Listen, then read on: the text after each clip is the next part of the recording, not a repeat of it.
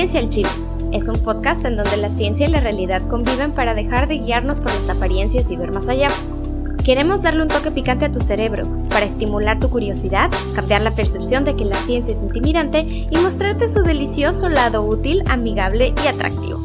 Atrévete a explorar la ciencia con nosotros, a descubrir que esto es hecho de polvo de estrellas. Porque lo único a lo que nos falta ponerle chile en México es a la ciencia. Bienvenidos a Ciencia al Chile. Recording in progress. Siempre me gusta como dice esta señorita. Bueno, pues muchísimas gracias por estar aquí. Este es el episodio, yo ya no sé qué episodio estamos, de Ciencia al Chile. Yo soy Lola Montalvo y como siempre le doy la bienvenida a mi maniwi, a mi brother from another mother, a mi Oli. compinche, Isaac Vida. Hola, hola. Yo tampoco sé qué episodio es, pero el punto es que aquí estamos. O sea, ya ni para qué contar. Pero Oye, bueno. Isaac, a ver, enséñanos tu playera. Ah, mira, Mira, como la mira, béisbol. cómo la béisbol, Eh, facherito, facherito. Para quienes nos están viendo, pues qué chido. Pero para los que nos escuchan, estamos mostrando nuestra playerita oficial de Ciencia al Chile, que esperamos que próximamente esté disponible, ¿verdad? Llevamos quién sabe cuánto tiempo diciendo eso, pero ahora sí Pues es basta. que nadie nos la pide, o sea, si de verdad nos la piden, nos escriban por ahí, oye, yo quiero una, nos ponemos de acuerdo, vemos cómo le hacemos para hacérsela llegar. Oiga, pero tenemos un invitado, siempre digo que es un invitado muy especial, pero de verdad que sí, todos son invitados muy especiales. Isaac, cuéntanos quién nos acompaña el día de hoy, doctorazo. Bueno, es que hoy traemos Le traemos venimos perfil. manejando. Le venimos manejando lo que viene siendo perfil, lo que viene siendo expertise. Entonces, el día de hoy nos acompaña el doctor Arturo Isla. Inserten aquí aplausos. Producción. Ok. Nos acompaña el doctor Arturo Isla, que, bueno, investigador en cosas bien interesantes que tienen que ver con el Alzheimer, pero bueno, yo creo que mejor le vamos a hacer la palabra para que él nos platique quién es, de dónde viene, a dónde fue y a dónde regresó y ahora qué hace, básicamente. Tantas vueltas. Arturo, bienvenido. Bienvenido. Gracias Lola, muchas gracias Isaac. Para mí es un gusto estar aquí con ustedes. Les agradezco muchísimo la invitación y pues qué padre que tengan este tipo de iniciativas, sobre todo para poder acercar pues de la mejor manera posible el conocimiento a la gente, ¿no? Creo que es una necesidad que existe en la sociedad, que pues que haya personas como ustedes que se animen, para mí es completamente fenomenal.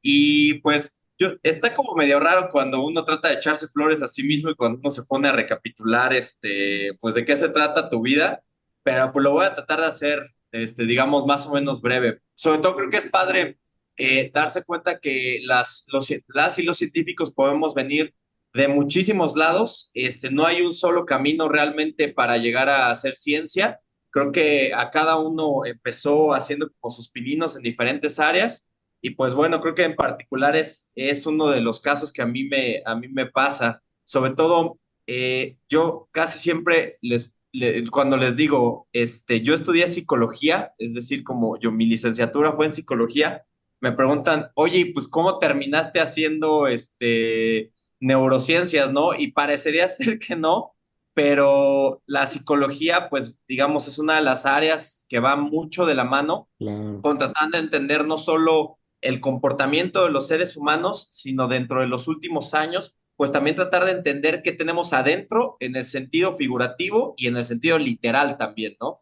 ¿Qué tenemos en el sistema nervioso? ¿Qué tenemos ahí adentro de la cabeza que hace que tomemos decisiones, que hagamos cosas, que vivamos nuestra vida, que seamos quienes somos? Todas estas cosas son como, digamos, fundamentales. Y yo me acerqué a la ciencia digamos, al principio, porque era lo que más me costaba trabajo. Yo entré siendo psicólogo y yo Órale. quería, yo quería dar terapia al principio. Cuando entré a estudiar psicología, yo quería ser terapeuta infantil. Era lo que me llamaba a mí la atención, pero llegué a mis primeras clases ahí en la Facultad de Psicología en la UNAM y me encontré con que, pues, psicología, para poder entender o dar terapia eventualmente, primero tenías que entender, pues, de qué iba el cerebro, ¿no? Entonces me Ujú. encontré que en mi primer semestre pues me daban materias de metodología de las ciencias, matemáticas, y bases biológicas de la conducta, ¿no? Y entonces yo dije, oye, pues, ¿qué es esto? ¿Qué onda? No, yo no esperaba como encontrarme como estas materias que a mí me resultaban difíciles. Y pues ahora sí que en segundo semestre me pasó lo mismo y a partir de ahí como que me nació este amor por tratar de entender un poco más qué es lo que está detrás de cómo funciona el cerebro. Y a partir de ahí, cuando iba tal vez en cuarto, quinto semestre, pues como que estaba en un punto de inflexión de mi Ujú. carrera, en donde decía, oye, pues a mí me gusta mucho la parte científica, me gusta mucho entender el cerebro, entonces pues tuve la oportunidad de adelantar algunas materias que ya eran como del área de especialización o pensemos estos tópicos que puedes escoger muchas veces más adelante en tu carrera para especializarte y decidí agarrar dos tópicos. Por un lado, decidí tomar un tópico de recursos humanos, por si Ok. nada de la ciencia salía muy bien. Muy Entonces, sabia tener ahí decisión, ¿eh? Tener ahí el colchón. Sí, ahí dije, si todo se va al demonio, pues bueno, por lo menos ya sé hacer cosas de recursos humanos, que es paradójico, pero ahorita les voy a platicar por qué. Y por el otro lado, pues decidí también tomar un tópico, digamos, avanzado en cuestiones científicas, que era una materia de electrofisiología. Entonces, imagínate que Hombre. yo llegué, pues, o sea, sin saber nada, sabiendo, pues sí, cómo es una neurona, cómo se mueve, te entendiendo más o menos conceptualmente, y de repente llego a esta clase y pues todo eran como matemáticas duras, transformadas, de Fourier, cosas que yo no entendía para oh, nada, porque pues gente, aparte, sí, las transformadas. o sea, cosas eléctricas, que los circuitos, que todas estas cosas, y yo dije, pues, ¿en qué me metí, no? Porque aparte era una clase a las 7 de la mañana, entonces había que llegar ahí como No.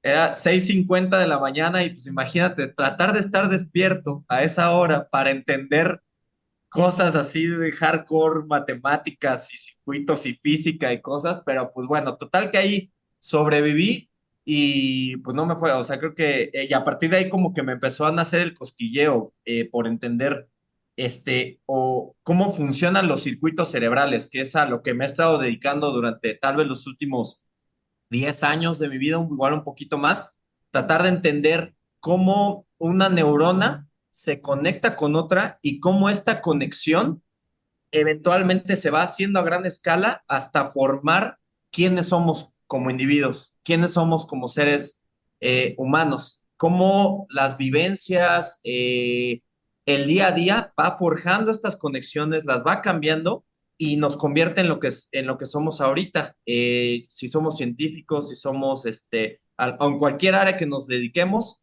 nosotros podemos decir que somos Isaac, somos Lola o soy Arturo, porque hay un grupo de neuronas, cientos de miles de Ujú. millones de neuronas que poco a poco pues han ido refinando estas conexiones y nos mantienen hasta ahorita.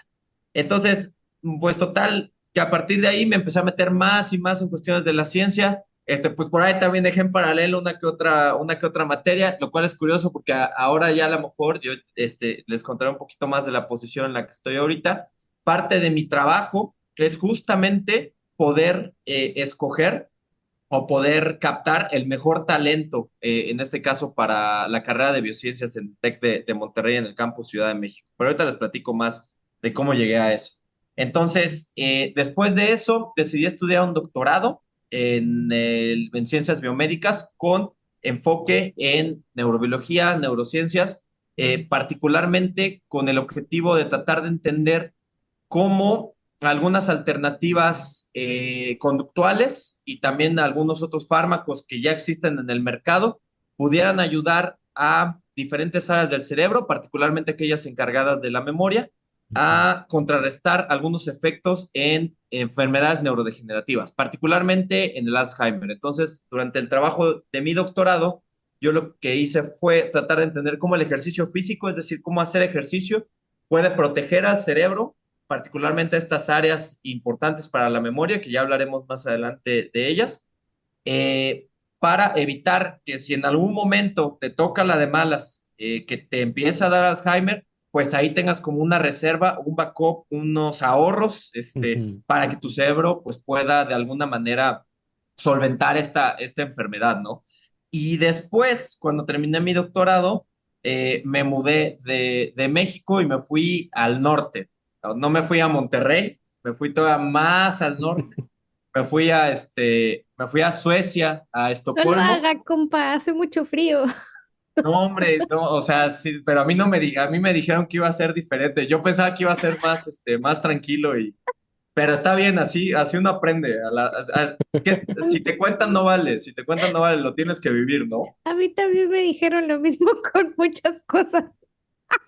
Y ya, y mira, así. Sí, Pero las risas no faltaron, eso es lo eso importante, es lo ¿no? importante.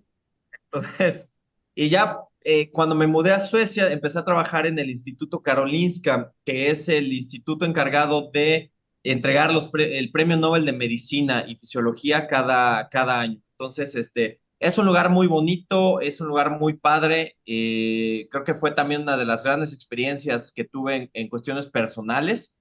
Sobre todo, me gustó mucho que aparte del enriquecimiento científico, que realmente pues sí fue empezar a adquirir mi independencia, esto también se extrapoló a otras áreas de mi vida, ¿no? Como Ujú. esta independencia personal también. A veces nosotros venimos de sociedades o las sociedades latinas, pues estamos muy acostumbrados a siempre estar apapachados por un círculo social o por una serie de Sí. vínculos que a veces, pues cuando careces de ellos es cuando te das cuenta de que pues tienes que empezar a ser independiente, y aprendí mucho también de la cultura sueca en ese sentido. Por ejemplo, recuerdo mucho una palabra, digamos, una forma en la que ellos expresan, está muy arraigado en su cultura, que decían, Ensa mis stark, estar solo te hace fuerte, es lo que Órale. significa esa palabra, ¿no? Ah, Y ellos así lo llevan hasta la raíz, a lo mejor a veces too much, pero creo que también eso a mí como persona latina que llegó a vivir ahí me enseñó muchísimo en cuestiones personales y a partir de ahí quise regresar a México. Era algo que siempre había tenido en mente porque pues yo soy de Iztapalapa para el mundo, ¿no? Entonces, yo soy de Iztapa, York. Iztapalapa la Bella, de Iztapajud, el Bronx de la Ciudad de México.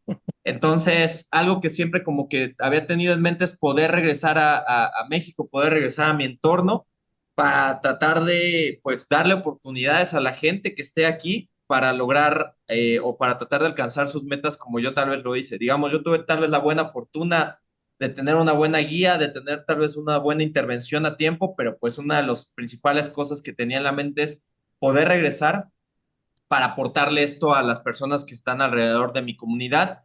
Y para ello encontré, digamos, esta excelente oportunidad en el Tecnológico de Monterrey, en el campus Ciudad de México, en donde actualmente me desempeño principalmente como director del programa de biociencias, de la carrera de biociencias de la Escuela de Medicina. Arriba biociencias. Ah, muy bien, excelente, excelente. Y yo soy egresado de biociencias también. Ah, gran carrera, La gran mejor. carrera.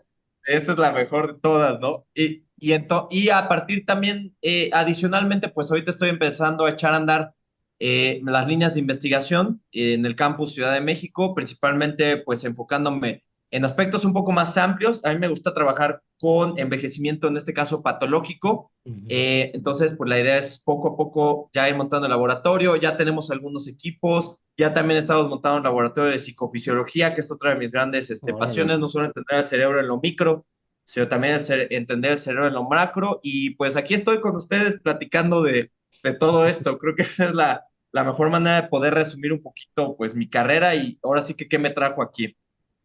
muchas gracias por compartir todo esto. Fíjate que cosas de las que platicas, aparte de tus líneas de investigación, que son muy interesantes, muy importante también porque México tiene una población interesante, números interesantes al respecto de personas que tienen enfermedades neurodegenerativas en general.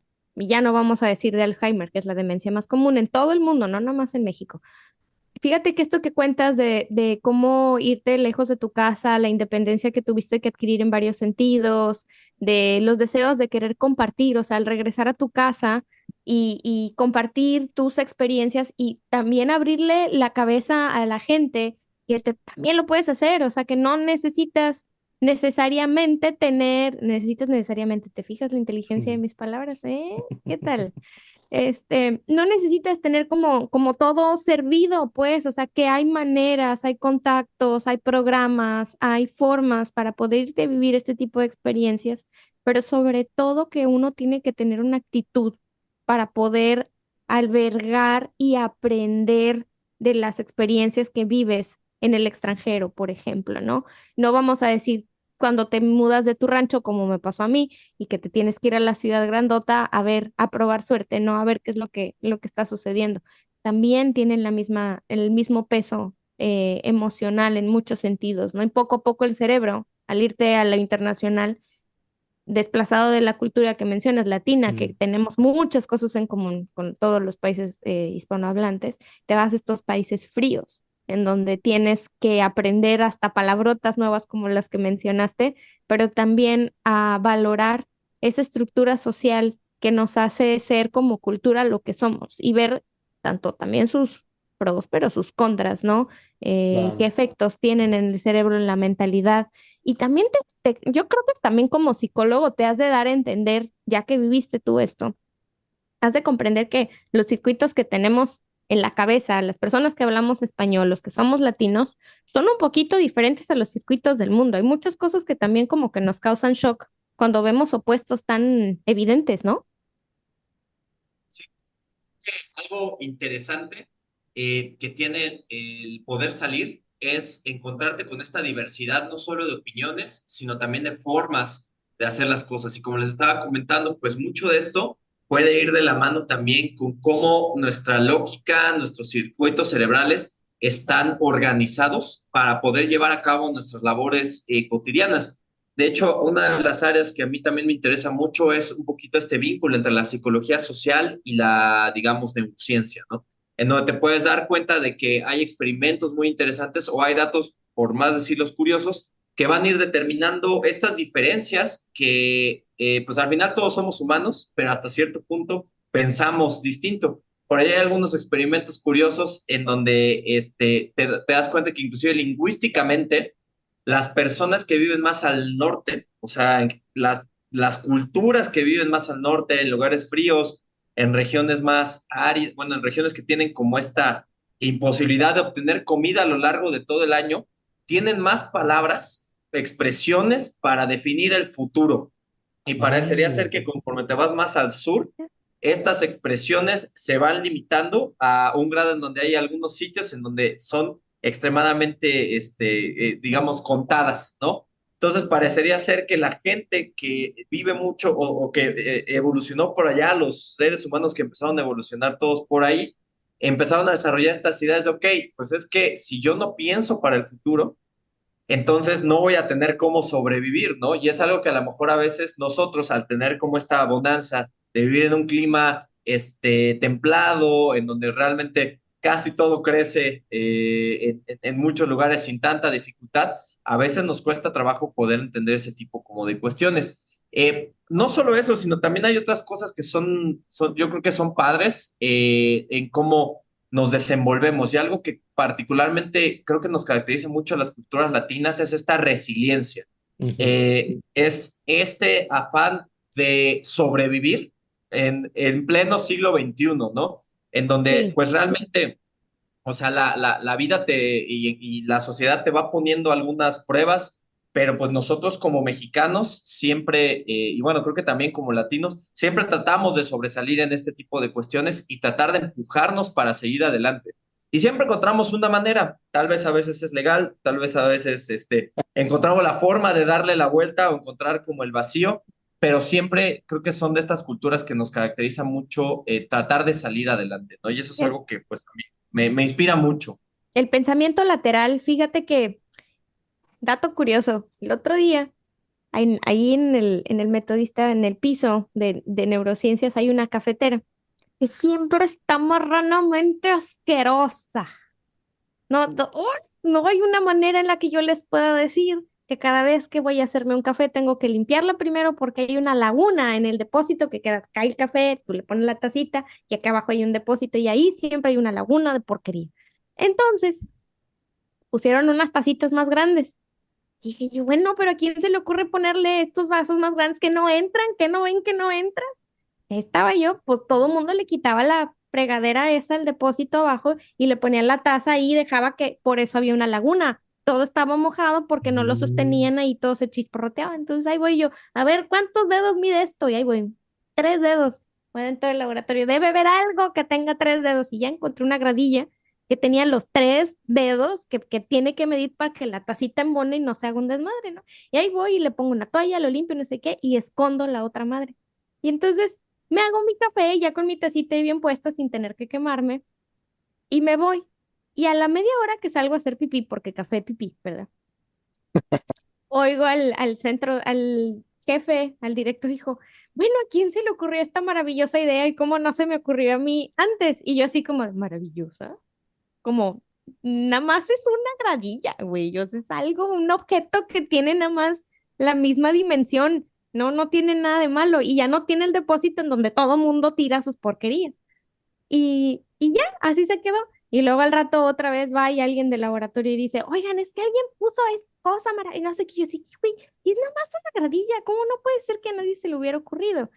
Pues sí, llegó otro mexicano y dijo, seguro fue un mexicano. Y fue así como de, y ya nada más nos volteamos a ver los dos y nos entendimos, ¿qué onda? Pues es el pensamiento lateral, o sea, es la manera de resolver las cosas, que no es una cosa de supervivencia, obviamente. Bueno, sí, el café sí es algo de supervivencia, pero vamos, o sea, a la manera de encontrar lo que se tiene y hacer lo mejor que se pueda para que algo funcione un poquito mejor, las llamadas mexicanadas, ¿no?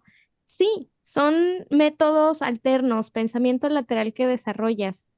Y sí me quedo, sí quiero preguntar esto como muy en tono serio. Para mí es muy de risa, pero hay algo en el cerebro de las personas que tienen nuestra cultura, que hagan este tipo de cosas. O sea, ¿hay algún tipo de registro? ¿Hay algo que diga el porqué de las mexicanadas?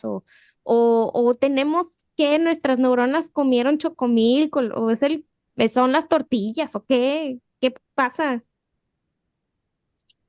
Curioso es que aquí en México ese tipo de estudios existen muy poco, que eso es algo que estamos tratando de impulsar directamente, pues también en mi laboratorio es tratar de, pues, jugar un poquito con la libertad de la neurociencia.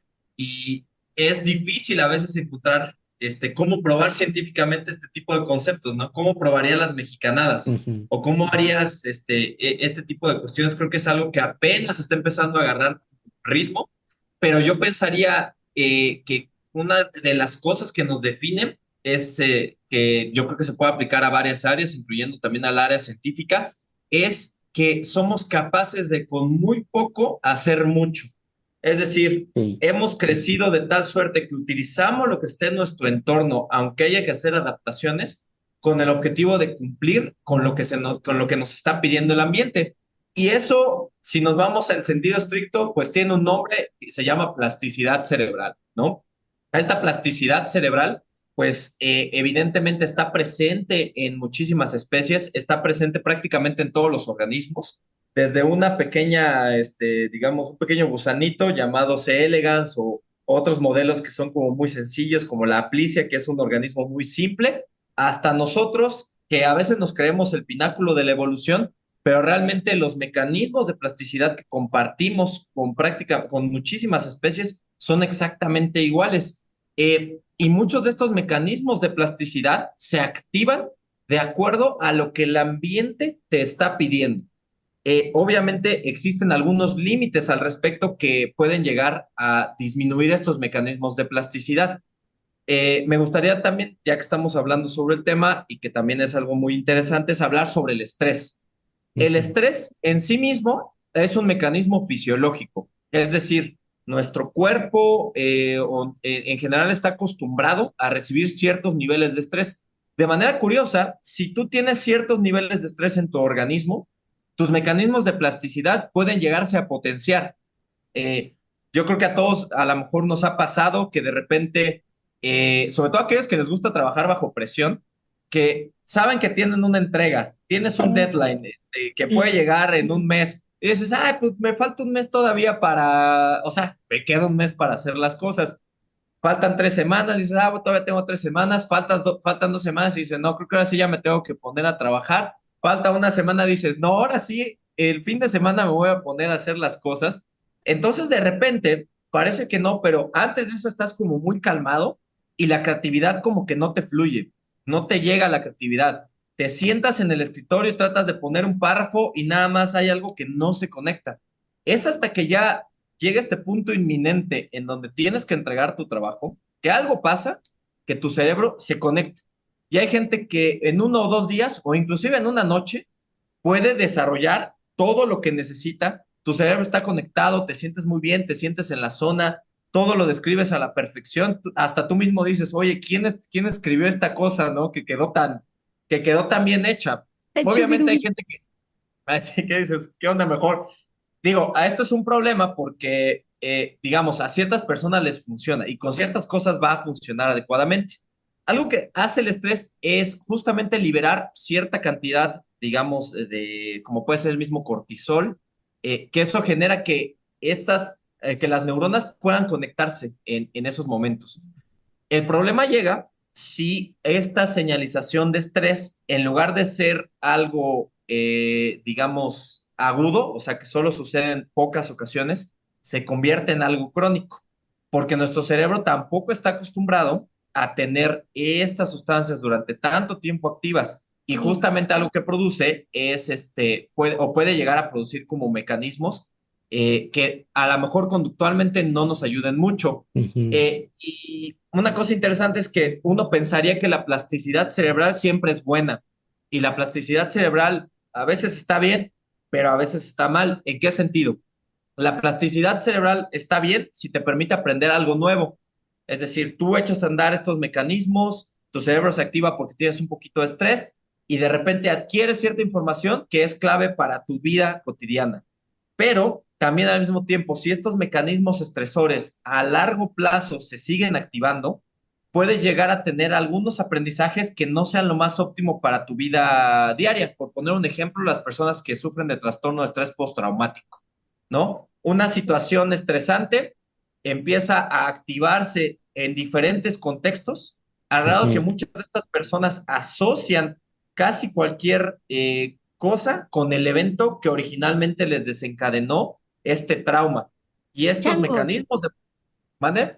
Changos, está bien canijo, porque, a ver, o sea, me estás diciendo que las personas que tienen este estrés postraumático, que están tan acostumbradas al estrés que hasta que pasa el control de la tele enfrente de ellos, les desencadena alguna reacción, ¿no? Y vienen como esta cascada de memorias, pero también sobre todo esta cascada de fisiológica de un montón de hormonas por ejemplo, son las hormonas del estrés, empiezan a liberarse por nada y por eso entonces tienen todas estas actitudes y tienen todas estas emociones que se vienen de golpe, ¿no?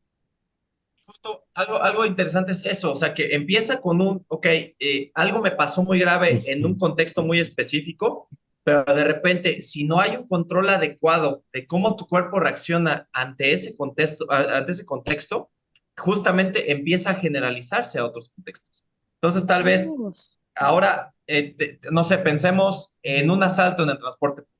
Entonces, al principio te subes al transporte público, sufres de eso, entonces al principio dices, bueno, tal vez me da miedo subirme a este transporte porque ya lo asocias con algo Sí. que te pudo haber pasado. Ajá, exacto. Y tal vez si no hay un buen control o no hay una terapia o no hay algún proceso detrás que te permita a ti ir desacoplando esta experiencia con algo que te puede pasar de manera continua, pues Ujú. imagínate que esta persona, en lugar de, dice, ok, ¿sabes qué? Ya no me voy a subir a este transporte público porque el subirme me genera Me ansiedad, genera. Ujú. Ujú. me genera miedo y entonces o sea, no me puedo ya subir a este transporte público. Pero entonces de repente, este miedo que originalmente solo estaba en ese transporte público, si no existe un buen control terapéutico, se puede ir extendiendo a otros contextos. Entonces ya no es no solo el autobús, sino ahora también puede llegar a ser el metro, o puede llegar a ser un taxi, o pueden llegar a ser otras Ujú. cosas de tal suerte que esta persona dice, ¿sabes qué? Yo creo que ya no voy a salir de mi casa porque me da miedo que algo me pueda pasar en cualquiera de estos contextos. Qué Entonces, grueso. es duro porque al final eso Sí, limita por completo tu vida, ¿no? sí, sí, ay, híjole, fíjate que con esto de decir, bueno, la plasticidad no necesariamente es buena o es mala, solo es plasticidad, ¿no? O sea, otra vez aterrizar y dejar de como glorificar este tipo de actos, ¿no? Pero segundo, también entender un poquito los mecanismos que nosotros, y yo me incluyo en ese grupo, ¿no? Soy totalmente culpable del trabajo bajo presión en ese sentido, mecanismos que nosotros mismos a veces inducimos, o sea, esperarte hasta el último momento, creyendo o confiándote que te va a salir el trabajo que tienes que hacer o la idea que tienes que desarrollar o lo que sea, encontrar la solución, pero también tocar la parte en donde ya no está bajo tu control, también reconocer la parte en donde tienes, por ejemplo, este tipo de estrés postraumático que regularmente no aceptamos que tenemos este tipo de cosas como humanos porque minimizamos lo que nos pasa día a día.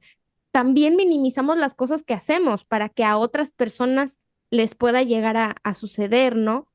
Y me quedo pensando mucho cómo es que estamos menospreciando los circuitos del estrés bajo Sí, muchas circunstancias, sí, muchas. está muy cañón. Esto me hace pensar precisamente lo que hemos hablado varias veces, que no existe una línea tan clara, tan tajante de aquí para acá es el reino de la psicología y de aquí para acá es el reino de la biología, ¿no? Realmente es un Exacto. continuo donde todo está interconectado. Entonces, a veces no estamos conscientes de que nuestros pensamientos, nuestras emociones, nuestro estrés en realidad tienen una base biológica real, tangible, que son hormonas, que son neurotransmisores, que está Ujú, sucediendo y que es una comunicación bidireccional, ¿no? O sea, ujú. podemos modificar nuestra biología a través de nuestro comportamiento, de la misma forma que nuestra biología puede modificar nuestro comportamiento.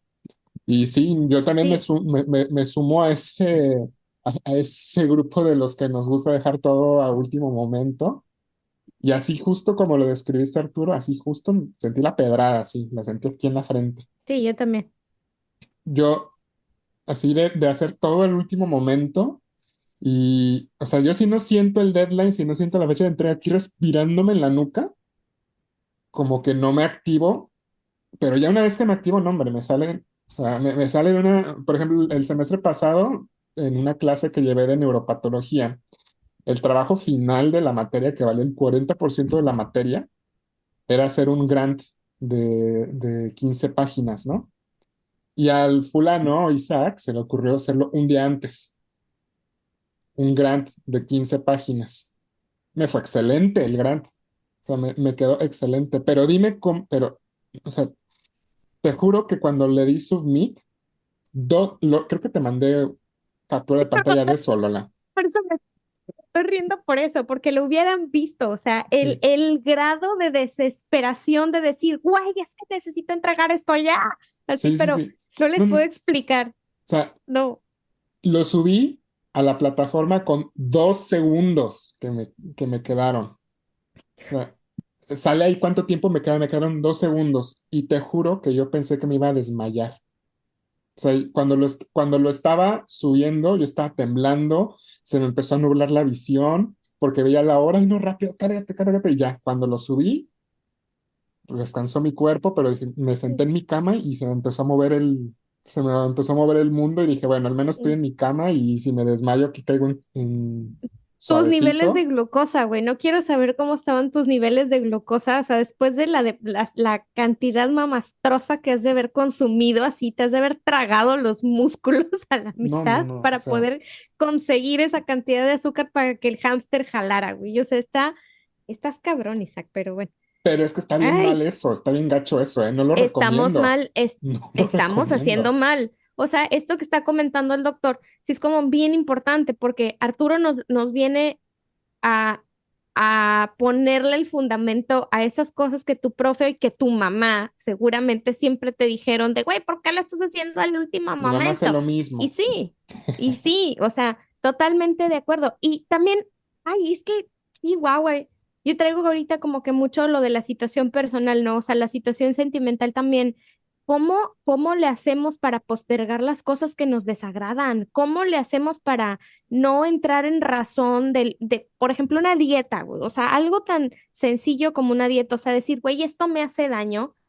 Simple hecho de pensar que voy a dejar de, no sé, de tragar toritos o rancheritos, me produce estrés. Entonces digo, a ver, pero es que ¿por qué me está causando estrés? Y es un ciclo vicioso, asqueroso, junto con el mal dormir, junto con el mal comer, junto, o sea, que te va llevando a ciertas situaciones que las tenemos aquí en la punta de la lengua que seguramente ahorita Arturo nos va a decir. O sea, todo eso, ¿a qué nos lleva? Hablamos desde muy en el inicio, como estos tips que podemos tener con este tipo de enfermedades neurodegenerativas, con este tipo de condiciones que ahorita, que estamos chavorrucos, tú no, Isaac, tú estás morro, pero Pero que ruco estamos por dentro. chavorrucos, a ver, ruco, perdón, como pasita. Pregúntale a mi nervio ciático qué edad tiene.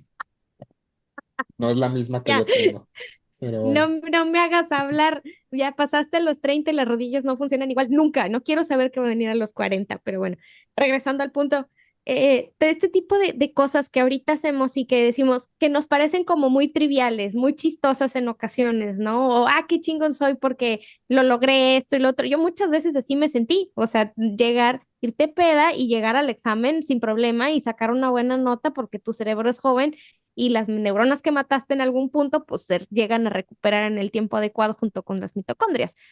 Pero ahorita ya no. O sea, y esto te carga una cuenta, esto te carga una factura. Y le voy a dar la antesala completa, Arturo. Cuéntanos, Arturo, ¿qué te pasa si sigues así, si le sigues dando tanta importancia a la plasticidad y a la guía del estrés como para seguirla así toda la vida? Interesante es, No, o sea, ponerte a ti mismo como en este contexto biológico. O sea, nosotros somos Homo sapiens, ¿no? Homo sapiens sapiens. O sea, y tal vez muchos de los mecanismos que tenemos fueron los que estuvieron presentes con aquellos Homo sapiens sapiens que estuvieron aquí hace 10.000 años o más, que tal vez eran cazadores recolectores, y que realmente, pues, estas señales de estrés, pues tenías que estar al tiro, porque si no, te daban un Darwin Award, ¿no? Entonces, si no estabas al tiro, de repente había algo ahí que si tú no lo viste, ya, te moriste, tus genes no pasaron a la siguiente generación. Pero el problema, y eso también viene ahora que en la sociedad actual o en las sociedades actuales, hay muchas cosas que te pueden desencadenar este estrés de manera constante. La misma vida te puede desencadenar este estrés de manera constante. Y algo que era algo completamente excepcional para ese Homo sapiens, ahora es algo que es un continuo para nosotros, ¿no? Es algo que está ahí presente todo el tiempo, que tus entregas, que tus trabajos, que las cosas cotidianas de la vida, que el mismo hecho de salirte de tu casa a tomar el transporte público, andar en coche, hay una serie de cosas que te pueden estresar. Y eso te puede llegar a pasar la factura. Y me gustaría también entonces hablarles un poquito sobre cómo esta es una especie de cadena de cosas o cadena de eventos que eventualmente lleva a tu cerebro a estar no en un estado lo más óptimo posible.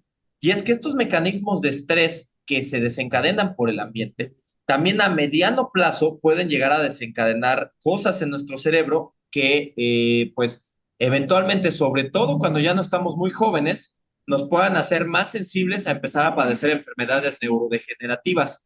Estoy hablando de algunas de las hipótesis más recientes que se sabe sobre estas enfermedades neurodegenerativas, particularmente la demencia, es los procesos proinflamatorios. Entonces, cuando tú te enfermas de la gripa, entonces te da un gripón loco, lo que sea, pues realmente no estás enfermo del cerebro, ¿no? O sea, no es como que algo te esté pasando directamente en el sistema nervioso, sino es un patógeno que está de alguna manera afectando otros órganos, pueden Ujú. ser los pulmones o los que sea. Pero quiero preguntarles, ¿cómo es tu estado mental cuando tienes gripa o cuando estás como enfermo? ¿Cómo es tu estado mental cuando tienes gripa particularmente? ¿Te dan ganas de hacer cosas? ¿Estás motivado? ¿Cómo te sientes? No, pues de la verga. Me dan ganas de meterme en una cueva y ahí quedarme. Pero, Pero es algo chistoso, ¿no? O sea, que es una patología que nada tiene que ver con tu cerebro, pero tu estado sí. emocional, algo está haciendo que ahí cambie. Y pues justamente lo que sucede, o una de las cosas que pasan, es que tu cuerpo está reaccionando ante esta infección, promoviendo un estado de inflamación generalizado que se va a encargar básicamente de matar este patógeno para que no te llegue a afectar. Y eso también afecta de manera indirecta al cerebro, es decir, promueve que tu cerebro de alguna manera se inflame generando este estado, digamos, no lo más óptimo posible en cuestiones emocionales. Ahora imagínate, tú eres una persona que vive en constante estrés, que está liberando cortisol a lo loco adentro de tu cerebro y tratas más o menos de mantenerte estable y en tu vida cotidiana utilizando pues básicamente cualquier tipo de droga legal o ilegal, ¿no? Que si en la mañana pues tu cafecito porque no dormiste bien, porque estuviste pensando en todas las cosas y no pudiste conciliar el sueño hasta las 2 3 de la mañana, ¿no? Que entonces te echas tu cafecito, pero no es como que tu cerebro esté en el mejor estado óptimo, sino todas estas sustancias que se estuvieron acumulando durante el día generan este estado como proinflamatorio que ya permaneció contigo durante ese día. Y entonces llega la noche y no puedes dormir tampoco, y dices, bueno, pues me voy a echar un drink, a ver si con eso, ya como que me adormezco tantito y eso me ayuda a conciliar el sueño, pero la calidad de sueño que tienes tampoco es la más óptima. Entonces imagínate que tu cerebro pasan estos meses, pasan estos años y está inflamado constantemente por cosas que tú te estás haciendo, por cosas que tú a lo mejor no has podido resignificar de cómo te está tratando la vida, ¿no? Entonces, puede llegar un punto en tus tal vez sesentas o un poquito más adelante, en donde este estado inflamatorio generalizado lo que te haga es ser mucho más sensible ante empezar a padecer algunas enfermedades neurodegenerativas. De hecho, algo muy cañón que pasó, o sea, que ha estado pasando en los últimos 3 años, justamente tiene que ver con el COVID, que eso es algo que en los próximos Así 5, es. 10, 15 años vamos a entender que está detrás, porque, bueno, a reserva de lo que ustedes me digan, que seguramente ustedes también han de ser algunos expertos en alguna de estas áreas, pero el COVID no es como tal completamente una enfermedad de tipo respiratorio, en el Ujú. sentido de No, que, o sea, ataca otras cosas y uno de los mecanismos con los que promueve o con los que ataca particularmente al cerebro es generar este estado inflamatorio. Entonces, no sé si alguno de ustedes, o a lo mejor las personas que nos están viendo, nos están escuchando, fueron o pasaron por esta cosa que se le llama el COVID de largo plazo o el long COVID, o la gente también le dice niebla mental. Básicamente es un estado en donde después de haberte dado COVID, estás como atontado. No te Presente. acuerdas de A mí los me nombres de pasó, las ¿eh? cosas. Me va a decir Isaac, no, hombre, pues yo nací con COVID, yo creo, me va a No, decir. más bien no recuerdo cuando no he tenido Haze, Ya pero me bueno, acuerdo, no, yo creo que así he estado desde niño. A mí también me pasa igual, Isaac. creo que yo soy el paciente cero de COVID entonces. A lo mejor, no, Este, si no, no es cierto, pero, o sea, pero lo que está pasando es que, digamos, estos síntomas que son generados después de la infección de COVID es porque tu cerebro todavía sigue en un proceso inflamatorio que se tiene que resolver a lo largo del tiempo o no. ¿De qué va ujú, a depender que se resuelva? Obviamente hay cosas que pues están en tus manos y otras que ni remotamente están en tus manos, ¿no? Una de las cosas que a lo mejor se ha visto que puedes hacer, que tiene que ver con esta reducción del proceso inflamatorio, es el ejercicio físico. Eso es, o sea, tú salir a caminar, salir a correr, salir a andar en la bicicleta, hacer cualquier tipo de actividad física, te ayuda a mantener a tu cerebro como en un estado lo más estable, inclusive después de este tipo como de infecciones, ¿no? También otra cosa, por supuesto, cuando les diga todo esto, me va a decir, ay, pues eso es lo que me dice mi médico para todo, ¿no? Pues, o sea, porque básicamente las otras son comer bien, ¿no? O sea, tratar de comer lo más saludable posible con cosas que sean como altas en omega 3, o sea, pescados, cierto tipo de verduras, ¿no?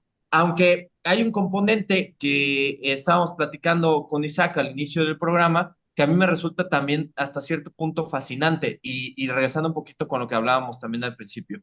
Se sabe que también el hecho de tener un entorno que te haga sentir valioso, sí. que te haga sentir útil, que te haga sentir amado, apapachado, vivir en comunidad, es una de las cosas que se ha demostrado como uno de los principales, digamos, eh, factores preventivos de poder desarrollar demencia o inclusive de vivir durante un poco de más tiempo. Wow, no está Es, cañón, ¿eh? O sea, es curioso esto que gente, no sé, que vive en estas islas obviamente pues hay factores que no, pero en esta gente que vive en las islas, en Okinawa, o que viven en comunidades muy pequeñas, como lo vamos hablando también en Cerdeña, en Italia, son de estos sitios que puedan llegar a vivir 100, ciento y tantos años, y muchos de ellos cognitivamente intactos. Ujú. Y mucho pues tiene que ver o se ha correlacionado con la manera en la que vive la gente. Son gente que vive con relativamente poco estrés, son gente que vive con estas, digamos, estas hormonas del estrés al mínimo, que no te van generando esta cadenita de eventos que eventualmente hacen que tu cerebro esté inflamado 24/7 y que te esté llevando poco a poco a una, pues digamos, no a la muerte, pero sí por lo menos a no estar en el mejor estado mental, ¿no?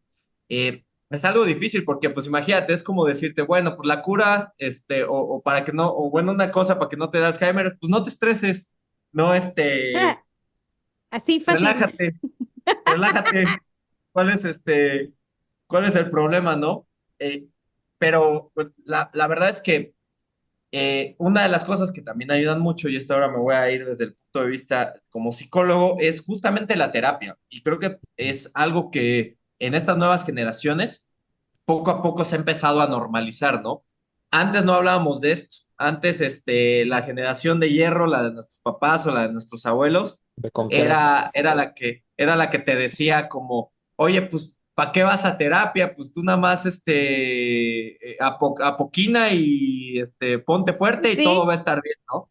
Ujú. Pero pues era el mismo que se morían de un infarto a los 50 años, ¿no? O sea, el que te decía, los que te decían esto eran los mismos que se morían de un infarto, de algún problema de Sí, sí, salud sí. grave, así, o que se fumaba a sí mismo hasta la o autodestrucción se o bebía, bebía, ¿no? o se Entonces, sonaba media humanidad, sí, o sea, algún desfogue de tener. Fíjate que ahorita creo que de las palabras más importantes que mencionaste de todo lo que estabas diciendo es la parte de la correlación. O sea, correlación no es causalidad, sí, de acuerdo, pero no necesariamente una causalidad obedece nada más a un factor. Por eso las correlaciones son tan importantes.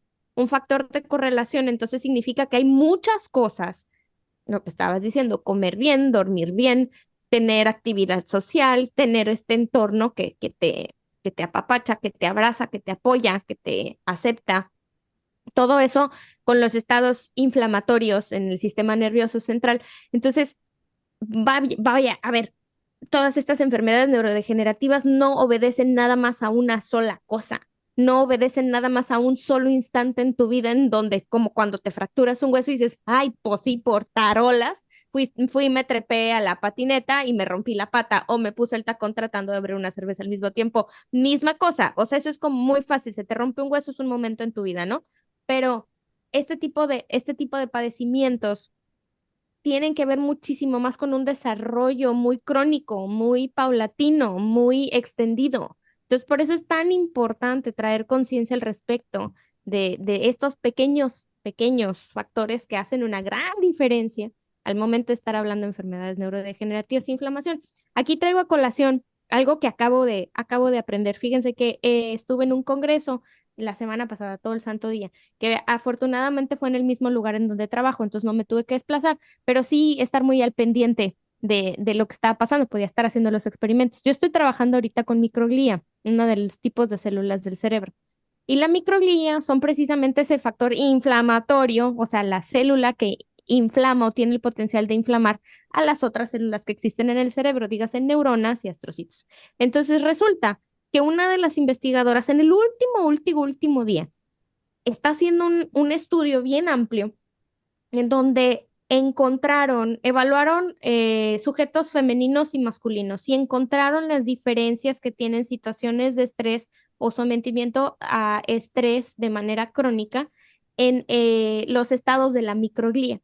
Y entonces esto ya corrobora directamente lo que estás comentando. El estado inflamatorio al que se somete el cerebro por una continua eh, estímulo de estrés y además encontraron correlación muy alta con los estados de ansiedad. O sea, una microglía alterada, una microglía proinflamatoria, se presenta estados de ansiedad ya como comportamiento.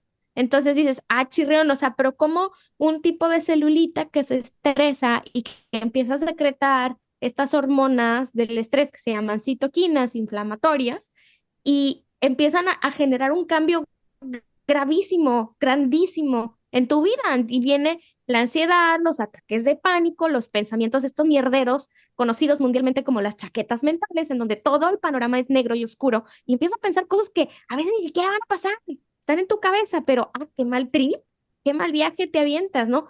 Por un tipo de células. ¿Qué onda con todo esto? ¿No? Está súper loco.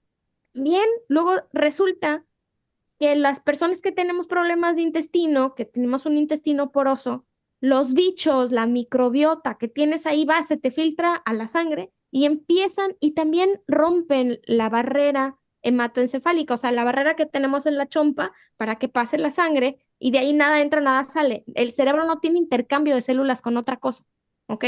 Pero cuando pasa que tienes el intestino jodido y por eso comer bien, entonces estos bichos, por decirlo de manera muy común, van y se te meten y empiezan a romper esa barrera entre el cerebro y el resto del cuerpo. Y entonces todo se empieza a inflamar, coño. O sea, es que esto no es trivial. El hecho, lo que está diciendo el doctor de decir, bueno, es que tienes que comer bien y todo el mundo te lo dice, y tienes que comer estos ácidos grasos y todo el mundo te lo dice. O sí, lo que apenas ahorita estamos encontrando, las repercusiones a nivel celular que esto tiene. Y está bien complejo de comprender. Son muchas correlaciones al mismo tiempo, muchas. Es súper padre entender que todo está conectado. O sea, hasta ahorita las herramientas que hemos desarrollado o que la ciencia ha desarrollado te permite este tipo como de cuestiones, ¿no? Y creo que también el empezar a hablarlo, empezar a que la gente se entere de todas estas repercusiones, puede llegar a normalizar también muchas cosas que no son normales o que no, o que antes no se consideraban como normales. O sea, por ponerte un ejemplo, es oye, ¿sabes qué? Pues me he estado sintiendo como con mucha ansiedad o creo que no me he estado sintiendo como en el mejor estado emocional o esta situación que me está generando tanto estrés me está llevando a no tener como una vida adecuada, ¿no? Y ahora ya es más fácil platicar, ya es más fácil hablarlo y pues también es más fácil encontrarle alguna solución pues enfocada no solo en cambiar tus hábitos, que a veces que no es posible cambiar algunos hábitos, que eso es otra eso, digamos, es otra área Harina de completa, otro costal, pero que es otra área de las neurociencias que créanme que es complicado cambiar los hábitos de la gente. A veces habrá muchos coach motivacional o lo que sea que ahí te dice fácil, 21 días y ya estás del otro lado, ¿no? Pero la verdad es que cambiar los hábitos alimenticios o cambiar los hábitos de a qué hora duermes, cómo duermes, etcétera, requiere de una reconfiguración completa de tus circuitos cerebrales, ¿no? Y eso va a requerir tiempo, va a requerir paciencia, pero sobre todo muchísima voluntad. Y aunque no lo crean, el mismo cerebro a veces es capaz de limitar esa voluntad que tú tienes o esa sí. motivación que tú tienes para hacer las cosas.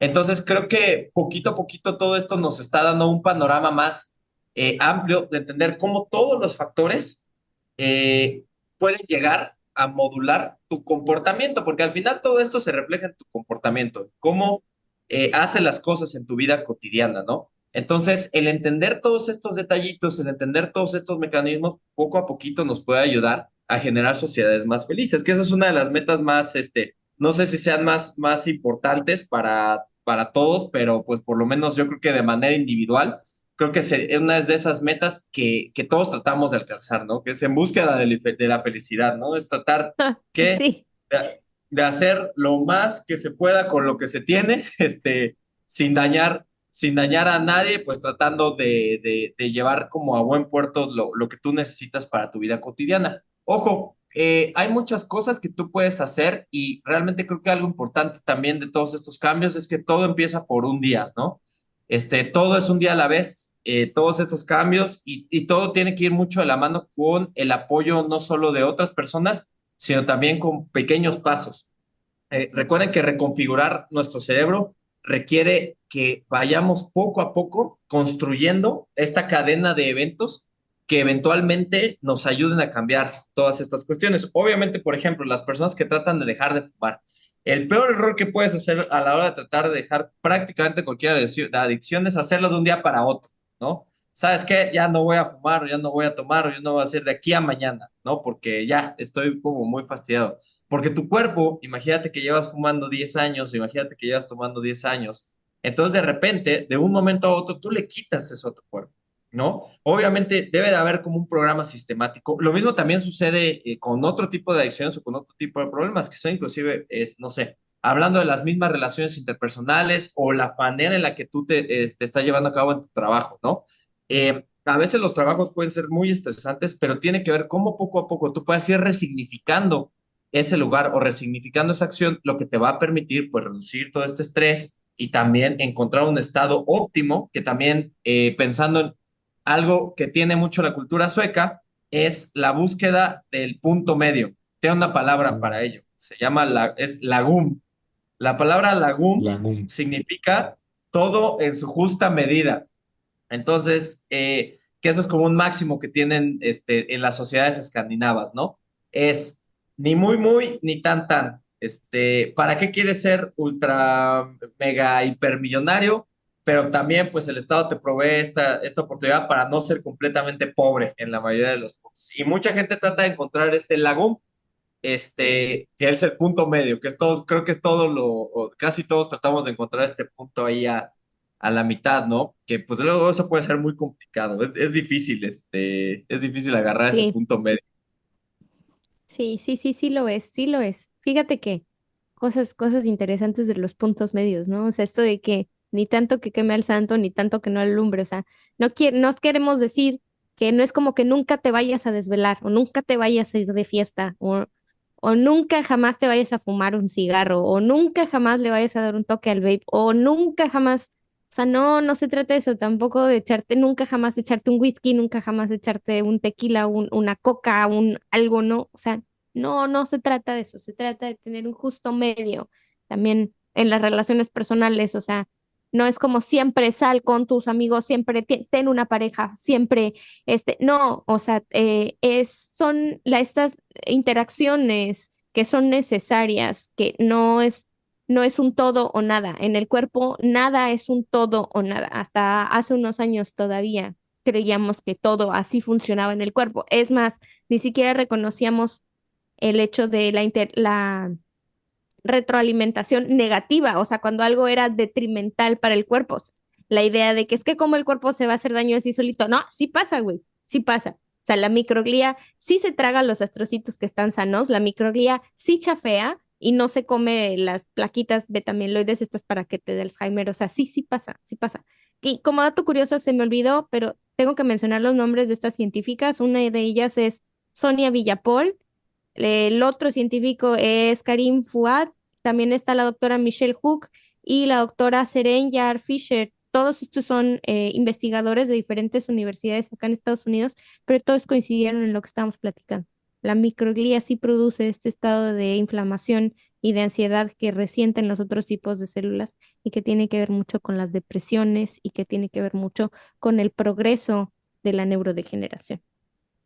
Chicos, ¿no sería como muy atrevido ya con todo este background que dimos brincarnos al Alzheimer? ¿O creen que vamos en el camino correcto? ¿Habrá algo más que agregar? Yo voto por ya irnos de derecho al Alzheimer. Doctor, Miren, qué bueno, qué bueno. Pues entonces, pues, mira, creo que con este es un buen preámbulo porque creo que sí estuvimos platicando de varias cosas, pero creo que el punto central es lo que hacemos cotidianamente puede llevar a modular nuestro cerebro, modular nuestra conducta y pues hacernos quienes somos, ¿no? Y creo que algo importantísimo que tiene que ver con las enfermedades neurodegenerativas o una de las consecuencias graves de las enfermedades neurodegenerativas, particularmente el Alzheimer, es que en los casos más avanzados, conforme va avanzando la enfermedad, poco a poco te va robando quién eres. Ujú. Te va robando, te va robando creo que la única cosa que tal vez nadie más te pudiera quitar, que son tus ay, sí. recuerdos, ¿no? Ujú. Entonces, es un proceso muy dramático el ver cómo una persona no solo empieza a olvidar quiénes son los otros seres humanos, sino también quién es ella misma o quién es él mismo, ¿no? Y esto es algo que actualmente, pues, sí, varios millones de personas alrededor del mundo se enfrentan. Es algo que actualmente no existe una cura porque aún estamos empezando o continuamos entendiendo qué es lo que está detrás de la patología, pero también es una de las cosas que nos pone a pensar un poco en cómo todos estos factores que están en nuestro medio ambiente, y bueno, ya hablaremos más adelante de algunas alternativas terapéuticas que han ido surgiendo a lo largo de los años, pudieran ayudarnos a prevenir este tipo de envejecimiento que me gusta llamarlo patológico. Ujú, Ojo, hay una cosa aquí que creo que es importante hacer la distinción para aquellas personas que nos escuchan. Existe el envejecimiento normal y existe el envejecimiento patológico. Algo que es importante es desmitificar el hecho de que, pues es que ya está viejito, es que ya se ujú. le tienen que olvidar las cosas, se Sí, le tiene que ir el avión, pues porque ya está grande y se le va a ir el avión sí, como no, si ya, fuera un ya mi proceso. abuelita ya no puede caminar, ya, pues que ya está viejita, o sea, ya. Es que ya está viejita y particularmente creo que en estas cuestiones que tienen que ver con nuestros recuerdos, con nuestra personalidad, con nuestros elementos cognitivos, es un gran mito el hecho de decir que una persona, pues nada más por el simple hecho de aumentar poco a poco de edad, está destinada a perder sus funciones cognitivas. Y ejemplos tal vez hay muchos. Particularmente hay casos en donde y seguramente las personas que nos escuchan o que nos ven conocerán a alguna persona mayor, no más de 90 años inclusive, que sigue a lo mejor, tal vez no en las mejores condiciones físicas, pero con unas condiciones y una habilidad mental que está a la altura de alguien en sus 50 o en sus 60, ¿no? Eh, lo malo o lo que empieza a suceder en las enfermedades neurodegenerativas es justamente un proceso patológico que evita que tú llegues a una edad avanzada teniendo esta cognición normal, que es lo que realmente debería de ser. Al día de hoy, pues, si bien se han hipotetizado muchísimas cosas, la verdad es que seguimos dando palos de ciego en el sentido de poder entender de dónde proviene la patología. Ujú, Y las hipótesis que se han ido estableciendo, pues apuntan a muchísimos factores, a muchísimas cosas que tienen que ver con factores genéticos, por un lado, que tienen que ver con factores ambientales, por otro, y pues también con otras cosas nuevas que estamos descubriendo, que inclusive otro tipo de infecciones que nada tuvieran tener que ver con el cerebro, tal vez inclusive infecciones de las encías o infecciones del tracto gastrointestinal, este tipo de cuestiones pudiera generar o pudiera empezar a generar estas cuestiones de demencia, ¿no? De demencia tipo Alzheimer particularmente. Entonces, creo que algo padre o algo interesante de esta patología es actualmente nosotros, ¿qué podemos hacer? Antes de entrar a ese tema, me gustaría también hablarles un poquito de cómo funcionan los circuitos cerebrales relacionados con la memoria. Porque al final, pues si vamos a hablar de demencia, Hay que tenemos que hablar de hablar, memoria. es correcto, ¿no? Porque al final es una de las cosas, de las principales características que nosotros vemos que se está robando poco a poco la enfermedad. Entonces, como lo estábamos también comentando al principio del podcast, el vivir hace que tú tengas que interactuar con cosas en tu medio ambiente. Esas cosas van a ser de utilidad o no, y casi siempre quién o el qué va a definir si eso es útil o no va a ser tu cerebro. El ujú, cerebro tiene muchísimas conexiones, muchísimas áreas que coordinan todo, pero particularmente hay un área que se llama el hipocampo. Se llama el hipocampo porque algún anatomista por ahí de los años 1600, 1700 se le ocurrió decir como, ay, pues esta estructura parece un caballito de mar, entonces le voy a poner hipocampo, ¿no? Entonces, pues ya se le quedó el nombre, quedó el nombre y a partir de ahí hemos empezado a entender que esta área es fundamental para particularmente el proceso de memoria. Todo esto surgió pues por la desgracia de un ser humano como en casi todos los descubrimientos neurológicos, ¿no? ujú. Si algunos de nuestros radioescuchas también sabrán, casi siempre los descubrimientos o cómo supimos que un área del cerebro es importante para algo, es porque a alguien se la quitaron o alguien se la lesionó o algo le pasó a esa persona que le empezó a quitar sus funciones normales. Y en este caso, el hipocampo se empezó a describir como el área importante para la memoria por el paciente HM. Digamos, su nombre completo es Henry Molaison, él ya falleció hace algunos años, pero en los años 50 en donde pues detectaron este paciente, él tenía epilepsia en el lóbulo temporal. Entonces es una área del cerebro que pues en ese entonces estaba muy poco estudiada. Recuerden que los años 50 y 40 en el estudio del cerebro fueron una cosa salvaje, ¿no? Era cuando, Fueron cuando una las Sí, cosa... lobotomías y horrible. todo eso, ¿no? Sí, no, y no, los toques, o sea, les daban toques, de verdad les daban toques pensando que una carga de ese tamaño Un les iba a reset. poner todo, ¿no? En reset, güey, sí, pero te reseteaban todito, hasta te andaban meando por ahí. no, hombre, eso era una locura. Siempre que me pregunto, digo, obviamente, pues muchos lo hacían por tratar de buscar el bien de los pacientes, y en ese Claro, entonces, pues no teníamos herramientas para entender prácticamente nada del cerebro, porque la realidad es que las neurociencias funcionales ya las empezamos a entender por ahí de los años 20, 30 del siglo pasado, que es en donde se empezaron a generar como modelos, teorías y herramientas, ¿no? Pero antes de eso, pues estábamos perdidos. Entonces, en el caso del paciente HM, pues él tenía epilepsia. Una epilepsia, digamos que no respondía ante los fármacos que en ese entonces se le daban a los pacientes con epilepsia, y que algunos cirujanos, pues estaban tratando de encontrar herramientas para poder ayudar a estos pacientes. O sea, imagínate, son este tipo de personas que tenía epilepsia y que tenía varias crisis durante el día. Entonces no podía, pues a la realmente trabajar, madre. Ujú, no podía ujú. hacer nada. Tratándolo de ayudar, pues uno de los métodos que ya se utilizaba como un estándar era poder detectar el foco epiléptico, es decir, de dónde proviene la epilepsia, y hacer una intervención quirúrgica para extraer esta área del cerebro. Entonces, pues con el paciente HM todo salió muy bien, le pudieron quitar la epilepsia, ¿no? Porque le quitaron esta área, una pequeña área en el cerebro que está en el lóbulo temporal, se lo quitaron de manera bilateral y aparentemente todo estaba muy bien, todo salió cool. Al otro Curada de día, la epilepsia. así, curada, o sea, literal, el doctor o el cirujano entró el otro día para evaluar al paciente, y pues le pregunta, oye, ¿cómo te sientes? No, pues muy bien, pero el paciente HM, pues preguntándole, oye, ¿quién es usted? No, pues mira, yo soy tu cirujano, te hicimos esto, te hicimos lo otro, te hicimos aquello, porque te teníamos que quitar la epilepsia. Por ahí el paciente HM probablemente recordaba o tenía ciertas ideas de que tenía esta enfermedad, que tenía epilepsia, cuando de repente el cirujano se sale del cuarto, regresa media hora, 40 minutos después, y el paciente HM le pregunta, bueno, el doctor llega y se presenta, hola, ¿cómo te sientes? Y el paciente HM le dice, ¿quién es usted? No, pues, ¿cómo que quién soy? Si yo soy tu cirujano, acabo de venir hace media hora. Ah, pues es que no me acuerdo, a ver, platíqueme. No, pues mira, yo soy esto y otro y aquello. Le repite la historia. Se sale el cirujano y lo mismo media hora después, lo mismo al día siguiente. Entonces, a partir de ahí, se empezaron a dar cuenta de que este paciente ya no podía generar nuevos recuerdos.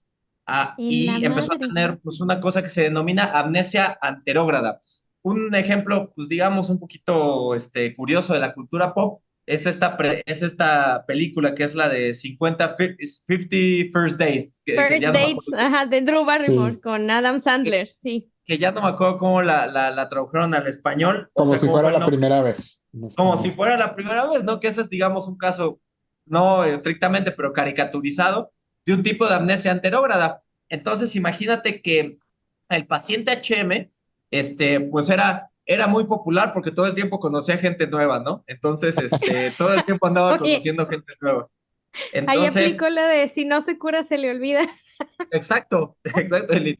O sea, y bueno, pues a partir de ahí nos empezamos a dar cuenta de que esta área era sumamente importante para generar los recuerdos. Pobrecito. Empezamos a estudiarla con más detalle, no solo en seres humanos, sino también en otros modelos animales, como roedores, y nos encontramos que es un área que está altamente preservada en la escala evolutiva.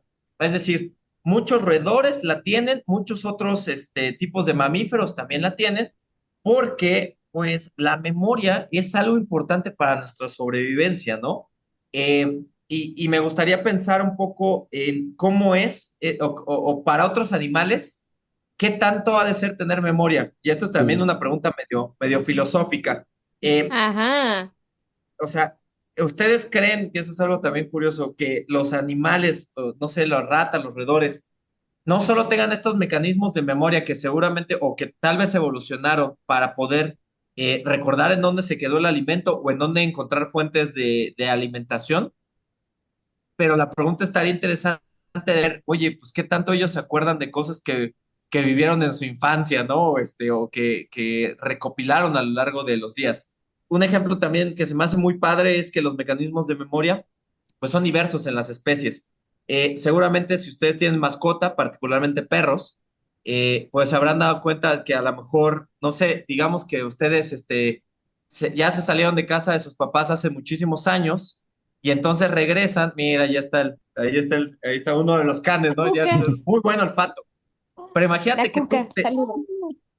ahí está la cuca. Entonces, imagínate que tú te saliste de tu casa cuando, no sé, hace 4 o 5 años, nunca, no habías tenido la oportunidad de ir a visitar, en tu casa tenían perro, y entonces tú regresas, el perro te olfatea, reconoce quién eres Sí, y presenta una reacción emocional muy fuerte, ¿no? Al grado de que se Qué vuelve una emoción. locura. Entonces, imagínate que para ellos, pues el olfato es importante para asociar cosas y recordar e identificar individuos. En el caso nuestro, pues tal vez el olfato no es muy bueno y para eso tenemos algunos sistemas visuales que en general son bastante chafas, te voy a ser como muy Sí, honesto. Son bien chafas, porque justamente un recuerdo pues tiene muchos componentes, tiene imágenes, tiene sonidos, tiene aromas, tiene emociones. Y parecería ser que cuando se integran todos estos sentidos o todas estas cosas, a veces los recuerdos se vuelven mucho más potentes. Y me gustaría por ahí preguntarles, es una pregunta que les hago muy común cuando trato de hablar sobre esto. Y me gustaría, si quisieras nada más, Lola, que nos compartieras cuál es tu recuerdo más antiguo o cuál es el recuerdo más antiguo que tienes. fíjate que está muy asociado con el olfato. Yo iba, híjole, no sé cuántos años tendría, pero sí, sí tenía menos de 6 años, eso sí. Entré a casa de mi abuelita, que vivía en la casa de arriba de nosotros, y olía a caldo de pollo. Pero así, clarito, huelo el caldo de pollo. Y me acuerdo que en la mesa de la cocina había un listón de un color rosa muy particular. Que no era fuchsia, no era un tono como rosa palo, ¿no? Así asocio, huelo el caldo de pollo y me acuerdo del listón y de las cortinas blancas como de encajito que estaban en la cocina. Eso es así, pero de lleno el primeritititito que tengo. Ahora, eso es padre porque justo acabas de describir el punto que hablábamos, ¿no? Es en tu recuerdo más antiguo, que tal vez tendrá algunos años presente en tu cerebro, hay muchos elementos que tú puedes caracterizar, colores, aromas, imágenes, pero creo que uno de los más importantes son las emociones, ¿no? Este recuerdo que lleva ahí desde que tenías tal vez 4, 5, 6 años, tal vez una edad, o sea, como muy pequeña, sigue ahí desde entonces, y esto no es nada trivial, porque esto implica que hay uno o más grupos de neuronas que fueron capaces de, cuando tú tenías 5 años, captar esa imagen, captar ese momento, captar ese sitio, prenderse al mismo tiempo, conectarse en ese instante y a partir de ahí quedarse conectadas a lo largo de todos estos años y sobrevivir hasta el día de hoy. Entonces, es altamente probable, y esto es algo que se ha visto en los últimos años, que al menos un grupo clave de neuronas las sigas teniendo ahí o te acompañaron en ese recuerdo y son las que mantengan ese recuerdo vivo en tu persona, ¿no? Estas neuronas forman una cosa que se le llama ensamble. Una de las áreas en donde más se caracterizan estos ensambles es en el hipocampo, justamente, pero algo también que tiene el hipocampo es que conforme nosotros vamos avanzando en nuestra vida, dependiendo de la información que vayamos captando, a veces se pueden ir generando copias. Mientras más necesites esta información, más copias se van a ir utilizando. Y puede ser que a lo largo del tiempo, esas copias pues vayan teniendo ciertas modificaciones o ciertas alteraciones. Un ejemplo tal vez muy típico es con nuestros papás o con nuestros abuelos.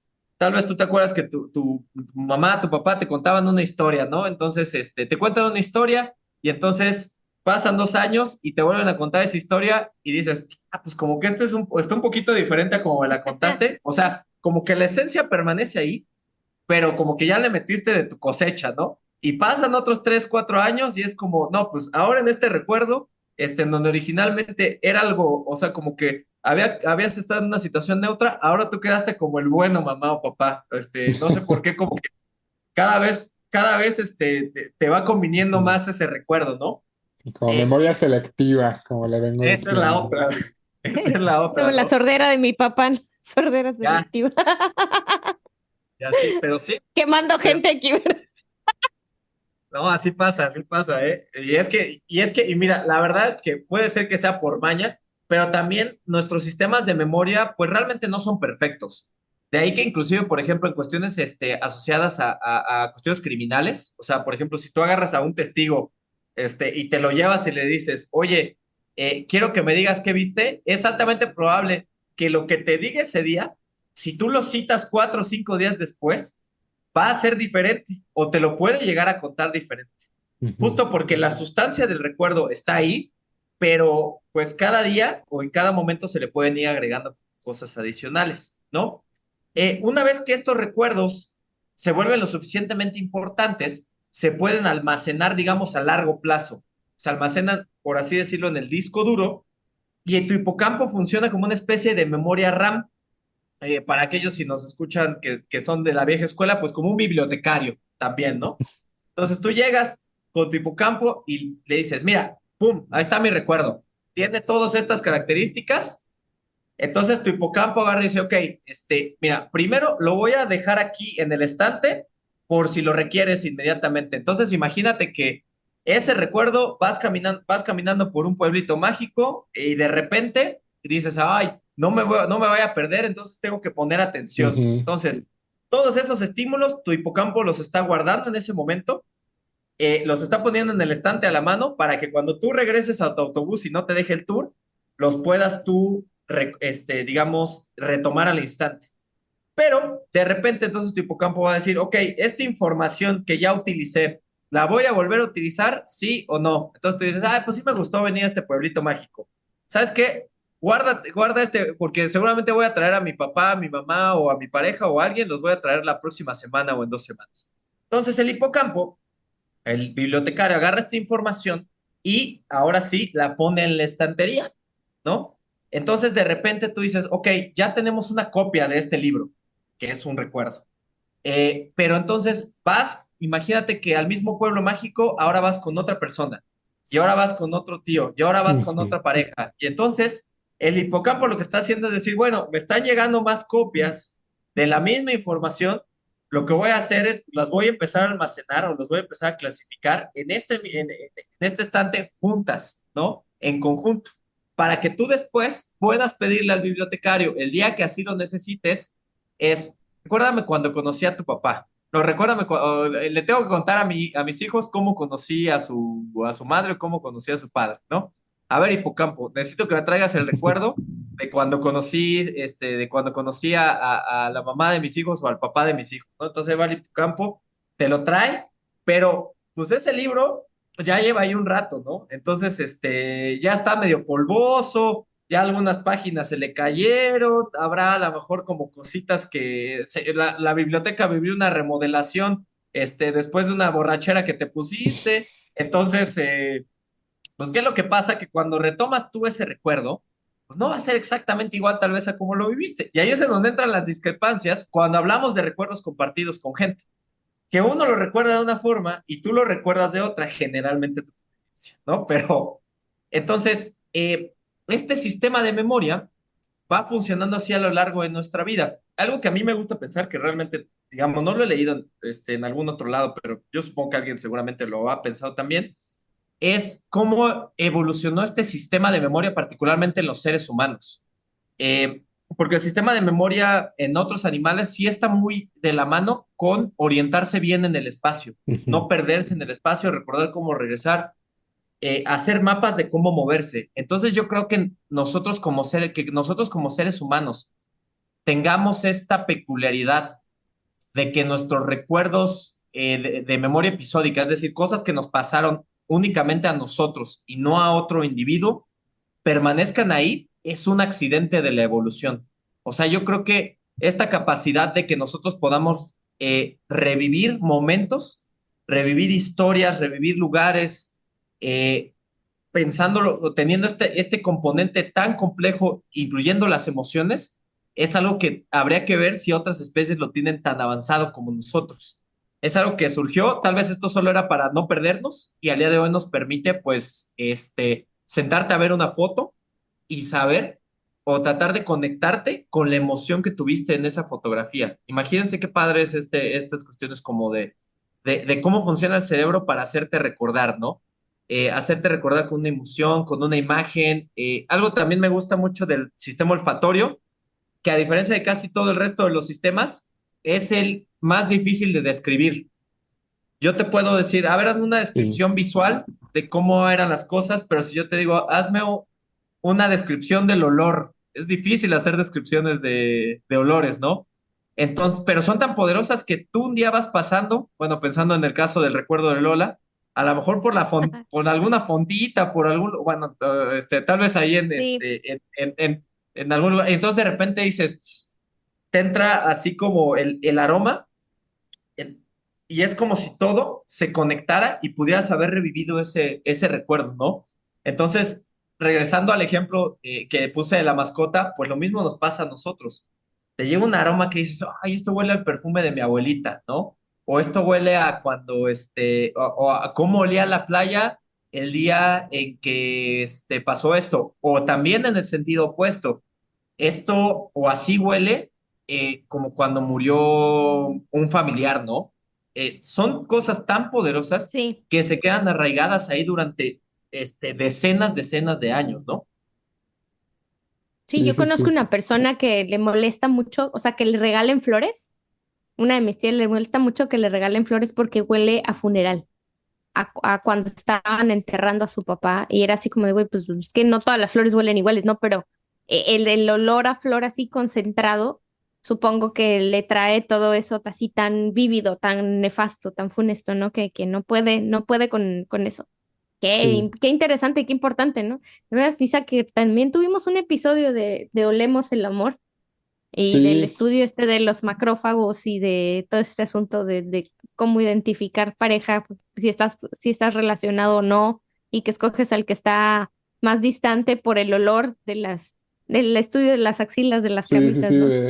como un sistema de reconocimiento del complejo mayor de histocompatibilidad, ¿no? Exactamente, Este, exactamente. no, pero es que además a esto, también en otro episodio platicamos de cómo el olfato es un poquito diferente al resto de los sentidos, porque se Sí, brinca el bloqueo, como que se brinca esa selección que hace el tálamo de, a ver, esto sí le voy a poner atención, esto no, o sea, por ejemplo, pues nuestro sistema visual es muy complejo, le dedicamos muchísimos recursos biológicos a tener visión, ¿no? Pero no todo lo que nos está entrando en los ojos le estamos poniendo atención. O sea, y esa son sistemas que discriminación, están ya muy basales, muy sí, sí, sí, presentes siempre. sí, Ujú. sí, sí. Y esa discriminación, ajá. Sí, y esa discriminación como de, a ver, esto sí le pongo atención, esto no le pongo atención, pues en gran parte la hace el tálamo, ¿no? Hay un relevo en el tálamo que se encarga de hacer eso. Pero el olfato muchas veces o sea, se brinca ese relevo del tálamo, por lo cual puedes estar así haciendo cualquier otra cosa y te llega un olor y lo percibes y creo que eso tiene mucho que ver con lo que nos menciona Arturo, ¿no? Que va a conectar con nuestro hipocampo y va a evocar una reacción del hipocampo, ¿no? A pesar de que es algo que a lo mejor no estamos poniendo la atención activamente al olfato. Justamente creo que algo fascinante tiene que ver con, al final, mm, creo que todos somos nuestros recuerdos, ¿no? O sea, esta capacidad de Sí, evocar, si algo te define como ser humano único, es decir, completamente distinto tal vez a cualquier otra persona en el mundo, va a ser tus recuerdos, porque pues al final solo tú los viviste. O sea, sí, solo tú los interpretaste de una forma. Y ya, entonces ahora sí, entendiendo este contexto, imagínate que a lo largo de algunos años, todo esto que te hace único, que te hace quien eres, poco a poco se fuera diluyendo en una nube, que tuvieras estos recuerdos y que conforme vayan pasando los años, de manera muy lenta, muy sistemática, muy paulatina, poco a poco se van difuminando hasta quedarse justamente en la nada. Pues esa es la realidad que viven muchos pacientes, ¿no? Y esto sucede, o algunas de las hipótesis principales, seguramente que ustedes también ya las sabrán, con la presencia o el aumento en el cerebro de ciertas proteínas. Una de las hipótesis principales, pues que se ha manejado a lo largo de tal vez más de 100 años, es la presencia de una proteína llamada la proteína beta amiloide, que poco a poco se va acumulando en el cerebro de los pacientes y que empieza a interferir con estas conexiones que existen en las neuronas en el hipocampo, que son las encargadas de generar nuevos recuerdos por un lado, pero de también traer la información que ya está almacenada. Entonces, parecería ser que estas proteínas, también hay otra que se le ha estado tratando de echar la culpa, que es la proteína tau, y más recientemente también estamos empezando a ver que los procesos neuroinflamatorios per se podrían ser de los primeros que empiezan a desencadenar esta patología más adelante, pues básicamente impide que tus neuronas se conecten de manera correcta al principio. Conforme van pasando las semanas y los meses, al no estarse conectando de manera correcta, tus mismas neuronas sensan que ya no están llevando a cabo su labor, porque recuerden que digamos, la labor de las neuronas es conectarse con otras. Ese es todo su trabajo. Su trabajo es estar conectado la mayor cantidad de Todo el neuronas tiempo. posibles. Exacto, y tratar de refinar estas conexiones a lo largo de los años o a lo largo del tiempo. Entonces, estas neuronas detectan que ya no te está llegando suficiente información de otras áreas o de otras neuronas y poco a poco empiezan a echar a andar su proceso de muerte, por así decirlo, natural. Esto se va agudizando a lo largo de los meses o a lo largo de los años hasta que llega un punto en donde ya no es reversible esta patología. Es decir, la cantidad de neuronas que han empezado a morir llega a un grado en donde pues ya no van a regresar, en donde tu hipocampo no puede generar nuevas neuronas, en donde tampoco puede empezar a generar nuevas conexiones, y es ahí en donde estas personas, conductualmente hablando, o los pacientes que tienen Alzheimer, se empiezan a perder se empiezan a perder en esta nube de, digamos, o en este mar de no saber quiénes son. Eh, lo interesante o muchas de las alternativas que existen ahorita están más bien enfocadas en, por un lado, detectar a tiempo la patología, que eso es algo que realmente también ha sido un reto importantísimo para la ciencia, y por el otro lado es, una vez detectada la patología, poder ofrecer una alternativa terapéutica que te ayude, o uno, preferentemente a detener el proceso neurodegenerativo, dos, a disminuir o a enlentecer este proceso degenerativo por el mayor tiempo posible. Y pues no sé si algún día lleguemos a ese punto, pero tres, curar por completo la enfermedad. Siento que esa es una meta que va a estar complicada de alcanzar Bien cañona. en los próximos años, pero si hablamos sobre todo de las herramientas de detección temprana, ahorita hay muchas cosas que pues están ido saliendo a lo largo de los años y que creo que pues, se van a poner un poquito mejor. Ahorita, por ejemplo, se están tratando muchas estrategias para poder hacer la detección de estas proteínas o la detección de estos marcadores de que algo está mal en tu cerebro de una manera muy temprana, principalmente a través de muestras de sangre, por un lado, a lo mejor un poco más agresivo a través de muestras de líquido cefalorraquídeo, que es este líquido que se extrae de la médula espinal, que también está de alguna manera bañando tu cerebro, aunque también poco a poco se han empezado a generar algunas estrategias, como por ejemplo electroencefalografía, resonancia magnética funcional. Ahorita cada día se está tratando de generar nuevas herramientas utilizando estas dos técnicas que te permitan pues detectar cuando hay alguna falla en el cerebro que pudiera empezar a generar alguna alteración más adelante. Y la que a mí también me gusta mucho, que es como la más barata, que es la conducta, ¿no? Por eso hay que estar muy atentos a nuestra conducta, por ejemplo, como adultos mayores o como inclusive nosotros mismos. Es importante saber detectar cuando un olvido es normal, cuando un olvido tal vez es patológico.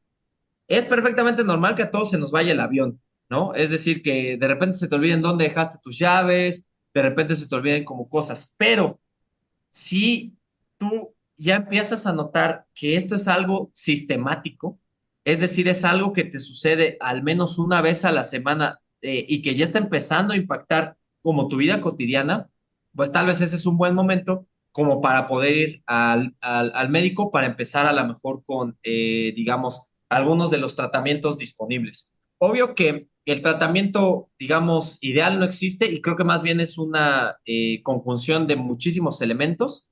Y al día de hoy hay algunas propuestas terapéuticas bien interesantes, otras que están también en el rango de lo experimental. Y me gustaría hablarles nada más sobre los fármacos que actualmente existen, o sea, qué se utiliza para estos pacientes, Sí. y pues qué sabemos que podrían utilizarse en el futuro. Actualmente solo existen 4 fármacos que actualmente están como aprobados. De hecho, bueno, hay un quinto que se acaba de aprobar, pero que está lleno de polémica también, detrás de su aprobación. Los 4 que ya están aprobados realmente son como moduladores, o sea, son como una especie de paliativos más que realmente un tratamiento. Es algo que te va a permitir que tus neuronas pues medio se echen a andar, medio se vuelvan a conectar, pero realmente no va a detener a que la patología siga avanzando de una manera importante. El quinto fármaco, es un anticuerpo que está diseñado justamente para interactuar o para, digamos, reducir la cantidad de estas proteínas que, pues, se hipotetiza que son las responsables de generar el Alzheimer, ¿no? Sin embargo, la aprobación de ese fármaco está llena de polémica. De hecho, ahorita pues está ahí como en un proceso interesante en la FDA, que es el equivalente de la COFEPRIS, pero en los Estados Unidos. Y habrá que ver si lo mantienen, si no lo mantienen, bajo qué condiciones, porque aparte, pues es un negociazo. Imagínate que si tú Claro. encuentras la cura contra el Alzheimer, pues te vuelves millonario, ¿no? Billonario, porque pues no hay. Hemos estado dando pueblos de ciegos 30, 40 años y no tenemos algo. Lo que yo le apunto más es a una especie de tratamiento integral. Por ejemplo, hay un estudio muy interesante que, digamos, ahorita está corriendo en paralelo en muchos lados del mundo, pero que fue iniciado por investigadores de ahí del Karolinska, en el departamento en el que yo trabajaba, que se llama el Finger Trial.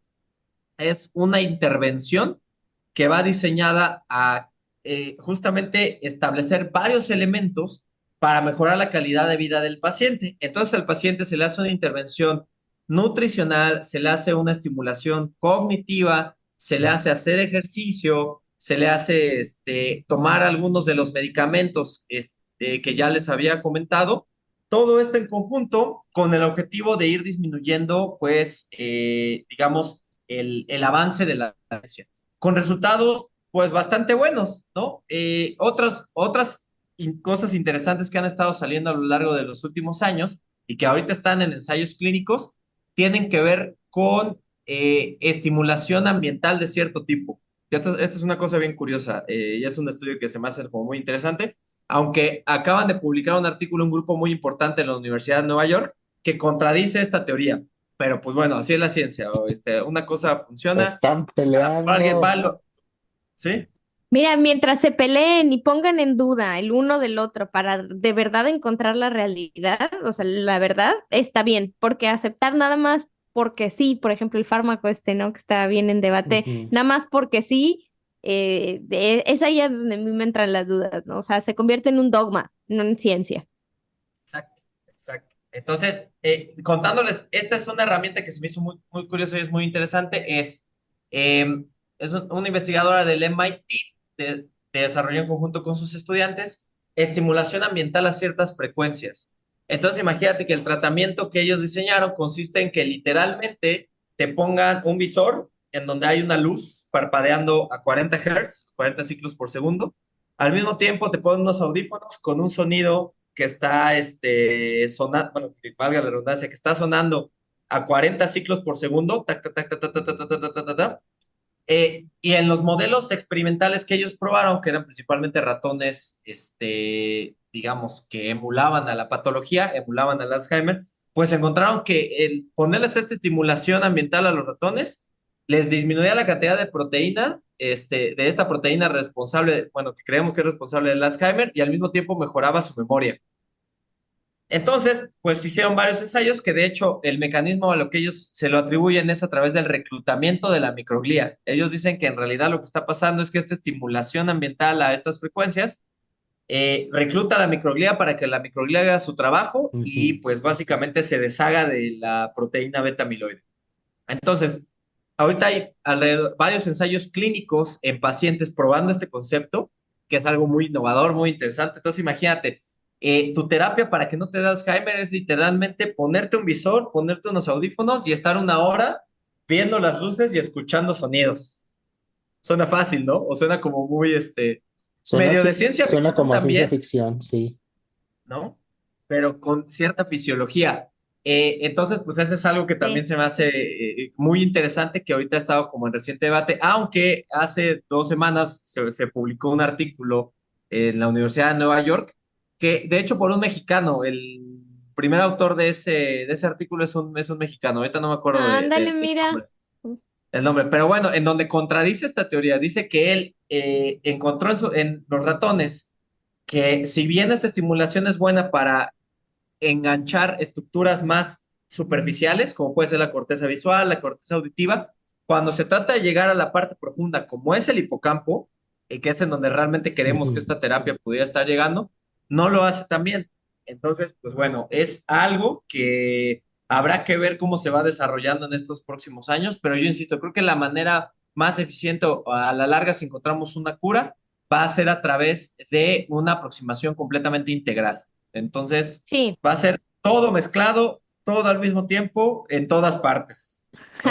Sí, Fíjate qué Así. buena referencia. Hablando de películas, películas que para poder entender un poco qué pasa en el Alzheimer, una muy buena es esta de Father, donde protagoniza Anthony Hopkins, que se acaba la película y dices, güey, pero entonces, ¿cuál de estas realidades era la verdadera? Bueno, precisamente es lo que le pasa a la persona que tiene Alzheimer, ¿no? O sea, o demencia en general, o sea, no sabes para dónde. Y la otra es Siempre Alice y, híjole, no me acuerdo de la actriz no, que protagonizó Siempre Alice, pero ella es una profesora, es una persona que toda su vida estuvo estimulada intelectualmente todo este tiempo. Ahorita les voy a decir quién es. Es... Ay, ay, ay. Richard Galzer es el director, pero ahorita encontramos a la actriz que se ganó premio Oscar a la mejor actriz. Em, pero el punto de todo esto que les estaba diciendo es que y también ahorita en el congreso que estuve, todos los científicos, que hubo más o menos unos veintitantos científicos que trataban acerca de la recuperación de lesiones en médula espinal, las repercusiones que tiene con los estados de ánimos también y parte muchas enfermedades neurodegenerativas, pero todos optaron por esta solución, que tiene que ujú. ser un approach integral, que tiene que hacer un acercamiento, tiene que ser un tratamiento, que no nada más sea de una cosa, un fármaco nada más te va a resolver toda la vida, ¿no? Cuando tienes una de estas enfermedades o tienes una propensión. Entonces, sí es como que bien interesante escucharte, doctor, decir esto, porque a final de cuentas te quedas, o sea, te quedas pensando lo que estábamos hablando bien al inicio, que es una correlación de muchas cosas, y eso quiere decir que no hay una sola causa, que Sí. son un montón, es un cúmulo de hábitos y de selecciones y de decisiones pequeñas que parecieran triviales, que van sucediendo por un montón de tiempo, o sea, montón de decisiones, montón de tiempo, montón de variables, que por eso hacen tan difícil abordar este tipo de problemas para poder comprenderlos de la raíz, que si comprendiéramos al 100% o a un 70% lo que está sucediendo en el cerebro cuando te da Alzheimer, seguramente ya hubiéramos encontrado mejores tratamientos. Pero como no lo entendemos todavía, y de ahí la importancia de la ciencia básica, híjole, estamos todavía, como dices tú, pues caminando a ciegas un poquito, ¿no? Pero sí, seguramente, y estoy bien ansiosa, quiero ya saber el resultado de estos clinical trials o de estos pruebas, porque algo van a arrojar. O sea, tal vez no lleguen a la estimulación profunda, pero algo van a arrojar al respecto de cómo funciona o qué efectos puede llegar a tener. Sí, yo creo que es bien interesante. No, no, no, adelante, adelante. No, Dale, Isaac. nada más iba a decir que, o sea, para mí es muy interesante y muy lógico que las enfermedades multifactoriales como el Alzheimer y como la mayoría de las enfermedades son, necesiten un tratamiento multifactorial para que realmente haya algo efectivo, ¿no? O Sí. sea, a mí se me hace ya como muy del siglo pasado pensar de que, ya, resuelves una cosa de la enfermedad y ya, curado. Hay bien poquitas enfermedades que son monogénicas o que son así, de que un problema y ya y solucionas eso y ya todo Sí, lo demás está bien. sí. Recientemente leí un paper donde hacen varios análisis sobre representación con bases de datos de cerebro, con información transcriptómica en pacientes de Alzheimer, y y está normalizado todos estos datos contra todo. Entonces, a través de esa normalización que hacen estos autores, eh, eliminan factores como edad, como condiciones nutricional, como bla, bla, bla, bla. Están muy normalizados, pues, los datos. Y lo que es interesante de cómo usaron estos datos es que cuando eliminaron, entre comillas, todos estos otros factores que impactan en la enfermedad, encontraron que existen subpoblaciones o más bien subtipos de Alzheimer. Es decir, no todos los Alzheimer tienen el mismo patrón, no todos los mismos Alzheimer tienen el mismo mecanismo fisiopatológico detrás. Hay un grupo que claramente está sobre representado con el alelo de ApoE4. Ujú. Un gen. Es un gen que si tú lo tienes, digamos que la versión 4 de ese gen te confiere riesgo elevado contra Alzheimer. Y eso es como un grupo, Como Chris Hemsworth, que es lo que le pasó. exacto, Ajá, exacto, exacto, que por eso piensa que le va a dar Alzheimer, ¿no? Y está haciendo todo lo que está haciendo. ajá. Este, ese es un grupo. Pero también interesante, hay otro grupo que parece que es resistente a tau, a la acumulación de tau, pero sensible a la acumulación de beta amiloide. Y otro grupo que es al inverso. Es decir, yo, yo voy a dar mi opinión que nadie me la preguntó, sobre este Usted de medicamento, la... sobre este medicamento que es un anticuerpo monoclonal El contra controversial. el controversial, contra Ajá. beta amiloide. Yo pienso que no va a Canumab jalar. se llama. Sí, se llama. ¿Cómo? Yo pienso tampoco que no va a jalar.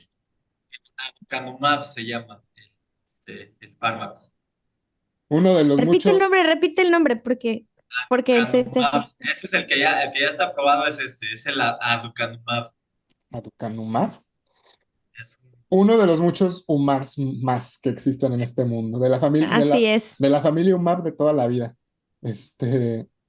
Yo pienso que no va a jalar bien porque es todavía esta visión de que solamente ese es el mecanismo. Y también recordemos que, ok, se pega el anticuerpo a su antígeno, que en este caso, pues es el beta amiloide, pero ¿y luego qué? O sea, alguien tiene que pasar y recoger eso, ¿no? O sea, tiene que haber una activación de la microglía para poder, pues, ok, estoy de acuerdo, el anticuerpo va a permitir la opsonización, es decir, va a permitir que el beta amiloide sea antojable para la microglía y le dé ganas de comérsela, pero si estamos diciendo que estamos en un estado proinflamatorio crónico donde la microglía es disfuncional, donde quién sabe qué está haciendo la microglía, pues qué tan efectivo va a ser eso, ¿no? O sea, yo tengo Y mis también dudas. ahí, yo también tengo mucho mis dudas, porque también hay subpoblaciones de microglía. O sea, Sí, uno cree que todas las células son iguales. O sea, ya porque tienen núcleo y tienen una membrana, y todas tienen mitocondrias y todos tienen aparatos de Golgi, ya todos son iguales. No, no todos son iguales. Para empezar, depende del tipo de tejido. Y luego dentro del tipo de tejido hay subpoblaciones, o sea, tienen diferentes marcadores, así, nada más por encimita, tienen diferentes moléculas en la membrana que hacen que sean más afines a unas cosas o menos afines a otras, ¿no? O sea, así de contradictorio como suena. Entonces es como decir que todos los chinos son iguales o que todos los latinos somos iguales. No, o sea, probablemente todos tengamos los ojos así rasgados o todos los tenemos grandotes o todos tenemos el cabello oscuro, ¿sí me explico? Pero no es una generalización así que nos impide ver las propiedades de cada una de estas subpoblaciones que hay. Y bueno, ahí hay unos trabajos de la doctora Molovsky que están bien interesantes al respecto de estas subpoblaciones de la microglía. Y entonces yo coincido con Isaac, o sea, va a funcionar hasta cierto punto y en algunas personas que tienen ciertas características o cierta población, bueno, subtipos de Alzheimer, ¿no? Pero así como tantos otros medicamentos funcionan para una proporción de la población. Y ahí habría que ver mucho los trabajos del doctor Giulio siempre le digo Tagliatelli, Ay, pero como la es pasta. Taglialatela, ajá. Y este señor describe perfectamente bueno, no escribe perfectamente, ¿verdad? Está haciendo un intento muy grande de investigación de describir estos problemas o estos hitos genéticos que están sucediendo en cada uno de estos subtipos de Alzheimer, ¿no? O sea, decir, bueno, es Ujú. que estos tienen un gen que los inhabilita o que les hace producir muchísima más proteína tau, por decirte algo, ¿no? Y estos otros, los de tau, se ponen más mal, más rápido y tienen deterioro cognitivo mucho más frecuente que estos que tienen el beta mieloide, ¿no? O cositas así, este tipo de detalles. Me van a decir, Lola, pero qué histérica, o sea, pero ¿por qué te empeñas tanto en destruir la felicidad de otros diciendo que no va a funcionar esta cura que están proponiendo, ¿no? O este tratamiento? No, pues no es que me empeñe, lo que pasa es que el diablo está en los detalles. O sea, a final de cuentas, seguimos queriendo obviar estos detallitos. eh, y mientras sigamos haciéndolo, entonces no vamos a poder encontrar algo que sea más integral, desde comprender la enfermedad hasta un tratamiento que se vea de verdad efectivo, no un paliativo. Exacto, y pues ahora sí que yo creo que también el futuro se ve prometedor en algunos aspectos, en otros no tanto, sobre todo porque tal vez la inversión que ha recibido sobre todo las compañías farmacéuticas Farmacéutica. realmente ha ido a la baja a lo largo de los últimos años. Creo que ya mucho de los esfuerzos van a ser de las universidades, de las startups biotecnológicas también, biocientíficas ahora sí que vayan tratando de buscar alternativas para todo esto, pero creo que poco a poquito iremos acercándonos más a no solo entender más la patología, sino también a poder ofrecer como una solución, por lo más integral posible, ¿no? Creo que eso es algo Claro, que en lo que nos tendríamos que enfocar y creo que también se puede hacer mucho desde el punto de vista social, desde el punto de vista, digamos, de ir acercándole a los adultos mayores todo este tipo de información pues para que ellos también puedan ir modificando sus conductas. Decir, ¿sabes qué? Pues voy a claro. empezar a generar reserva cognitiva a través de leer un poco más, a través de llevar a cabo algunas actividades que me estimulen de alguna manera el funcionamiento normal de los circuitos cerebrales. Voy a tratar de salir a caminar, de hacer un poco de ejercicio, de bajarle las garnachas, tal vez, en lugar de echarme las tantas, 5 días a la semana, pues ahora nada más que sean 3 y son todos estos detallitos los que poco a poco pues irán de alguna manera tratando o permitiendo que vaya bajando la incidencia de esta enfermedad, ¿no? Así Sí, es. por Oye, supuesto. doctor, pues yo te quiero agradecer. Ay, perdóname, Isaac. No, nada más iba a ¿Ya? decir eso. Ah, nada más ibas a decir, por supuesto, perdón. Yo te quiero agradecer. Fíjate que aparte de ser muy interesante todo esto que platicamos, creo que fue como un camino bien, bien recorrido. O sea, desde el antecedente de cómo vivimos y cómo las sociedades nos hemos ido moviendo a ritmos de vida que pues antes no existían, ¿no? Y todo lo que ello trae en el moral bueno y malo. Sobre todo esta parte de la memoria, yo me quedo mucho con algo que dijiste al inicio, de decir, bueno, ir en la búsqueda de sociedades más felices, ir en la búsqueda de ritmos de vida que nos traigan mayor felicidad. Y pienso que, a ver, si en el estado, en el sentido estricto de la palabra, o sea, decir felicidad es algo muy, para muchas personas muy, muy grande, muy ambiguo, muy difícil de definir. Para mí, simple y sencillamente es vivirla bien, pasarla bien mientras estés aquí, solo sentir paz, sentir tranquilidad, sentir armonía y todas esas pequeñas decisiones que tomamos, son las que nos van a llevar ahí.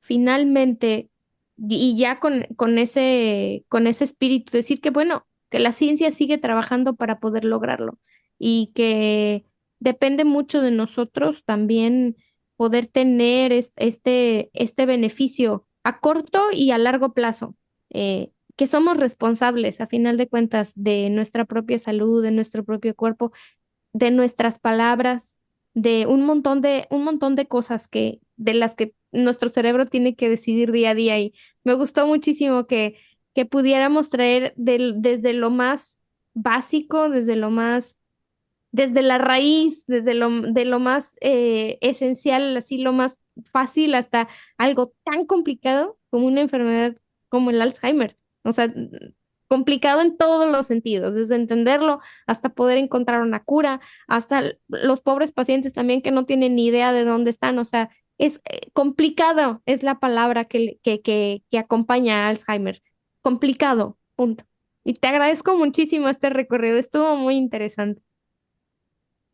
La verdad es que es un gusto siempre poder platicar con personas como ustedes y pues bueno, también con las personas que nos escuchan o que nos ven, que sepan que igual a destino. Eso me acuerdo, me lo decía mucho una profesora. Y obviamente pues hay cosas que pueden estar en nuestras manos, ¿no?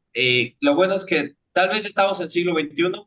Y hay muchas cosas, sobre todo pensando en cosas del estrés, pensando en cuestiones de ansiedad, que después nos hacen estados inflamatorios pues que ya las podemos hablar, ¿no? Ya las podemos hablar con la gente, ya las podemos hablar con los profesionales de la salud y pues que el camino a tener como una vida larga y feliz pues depende principalmente de nosotros mismos, ¿no? De cómo reinterpretemos las cosas, de cómo poco a poco vayamos cambiando nuestras conductas, nuestros hábitos, sin desesperarnos, sin prisa, pero sin pausa, un día a la vez. Ujú. Y pues bueno, muchísimas gracias Isaac, muchísimas gracias Lola por invitarme al día de hoy a Ciencia al Chile.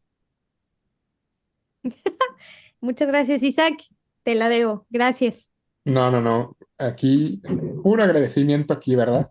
Pero ya para no irme demasiado por las ramas, muchas gracias. Yo creo que es bien importante y yo la reflexión con la que me voy con muchas, ¿verdad? Pero la que les quiero compartir a nuestros escuchas es que nos demos cuenta precisamente esto que estamos mencionando de la importancia de que todo es integral, que no minimizar la importancia de nuestros propios sentimientos, de nuestros propios pensamientos y de nuestras propias conductas, porque son algo tangible, biológico y bidireccional y poderoso, ¿no?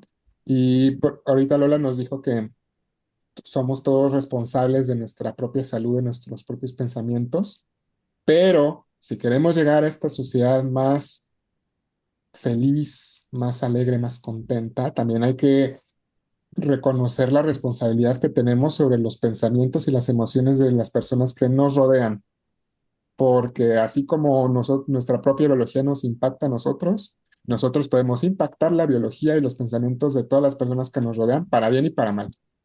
Entonces, Sí. pues es una invitación como las que usualmente suelo hacer al final de todos los episodios, los invito a algo.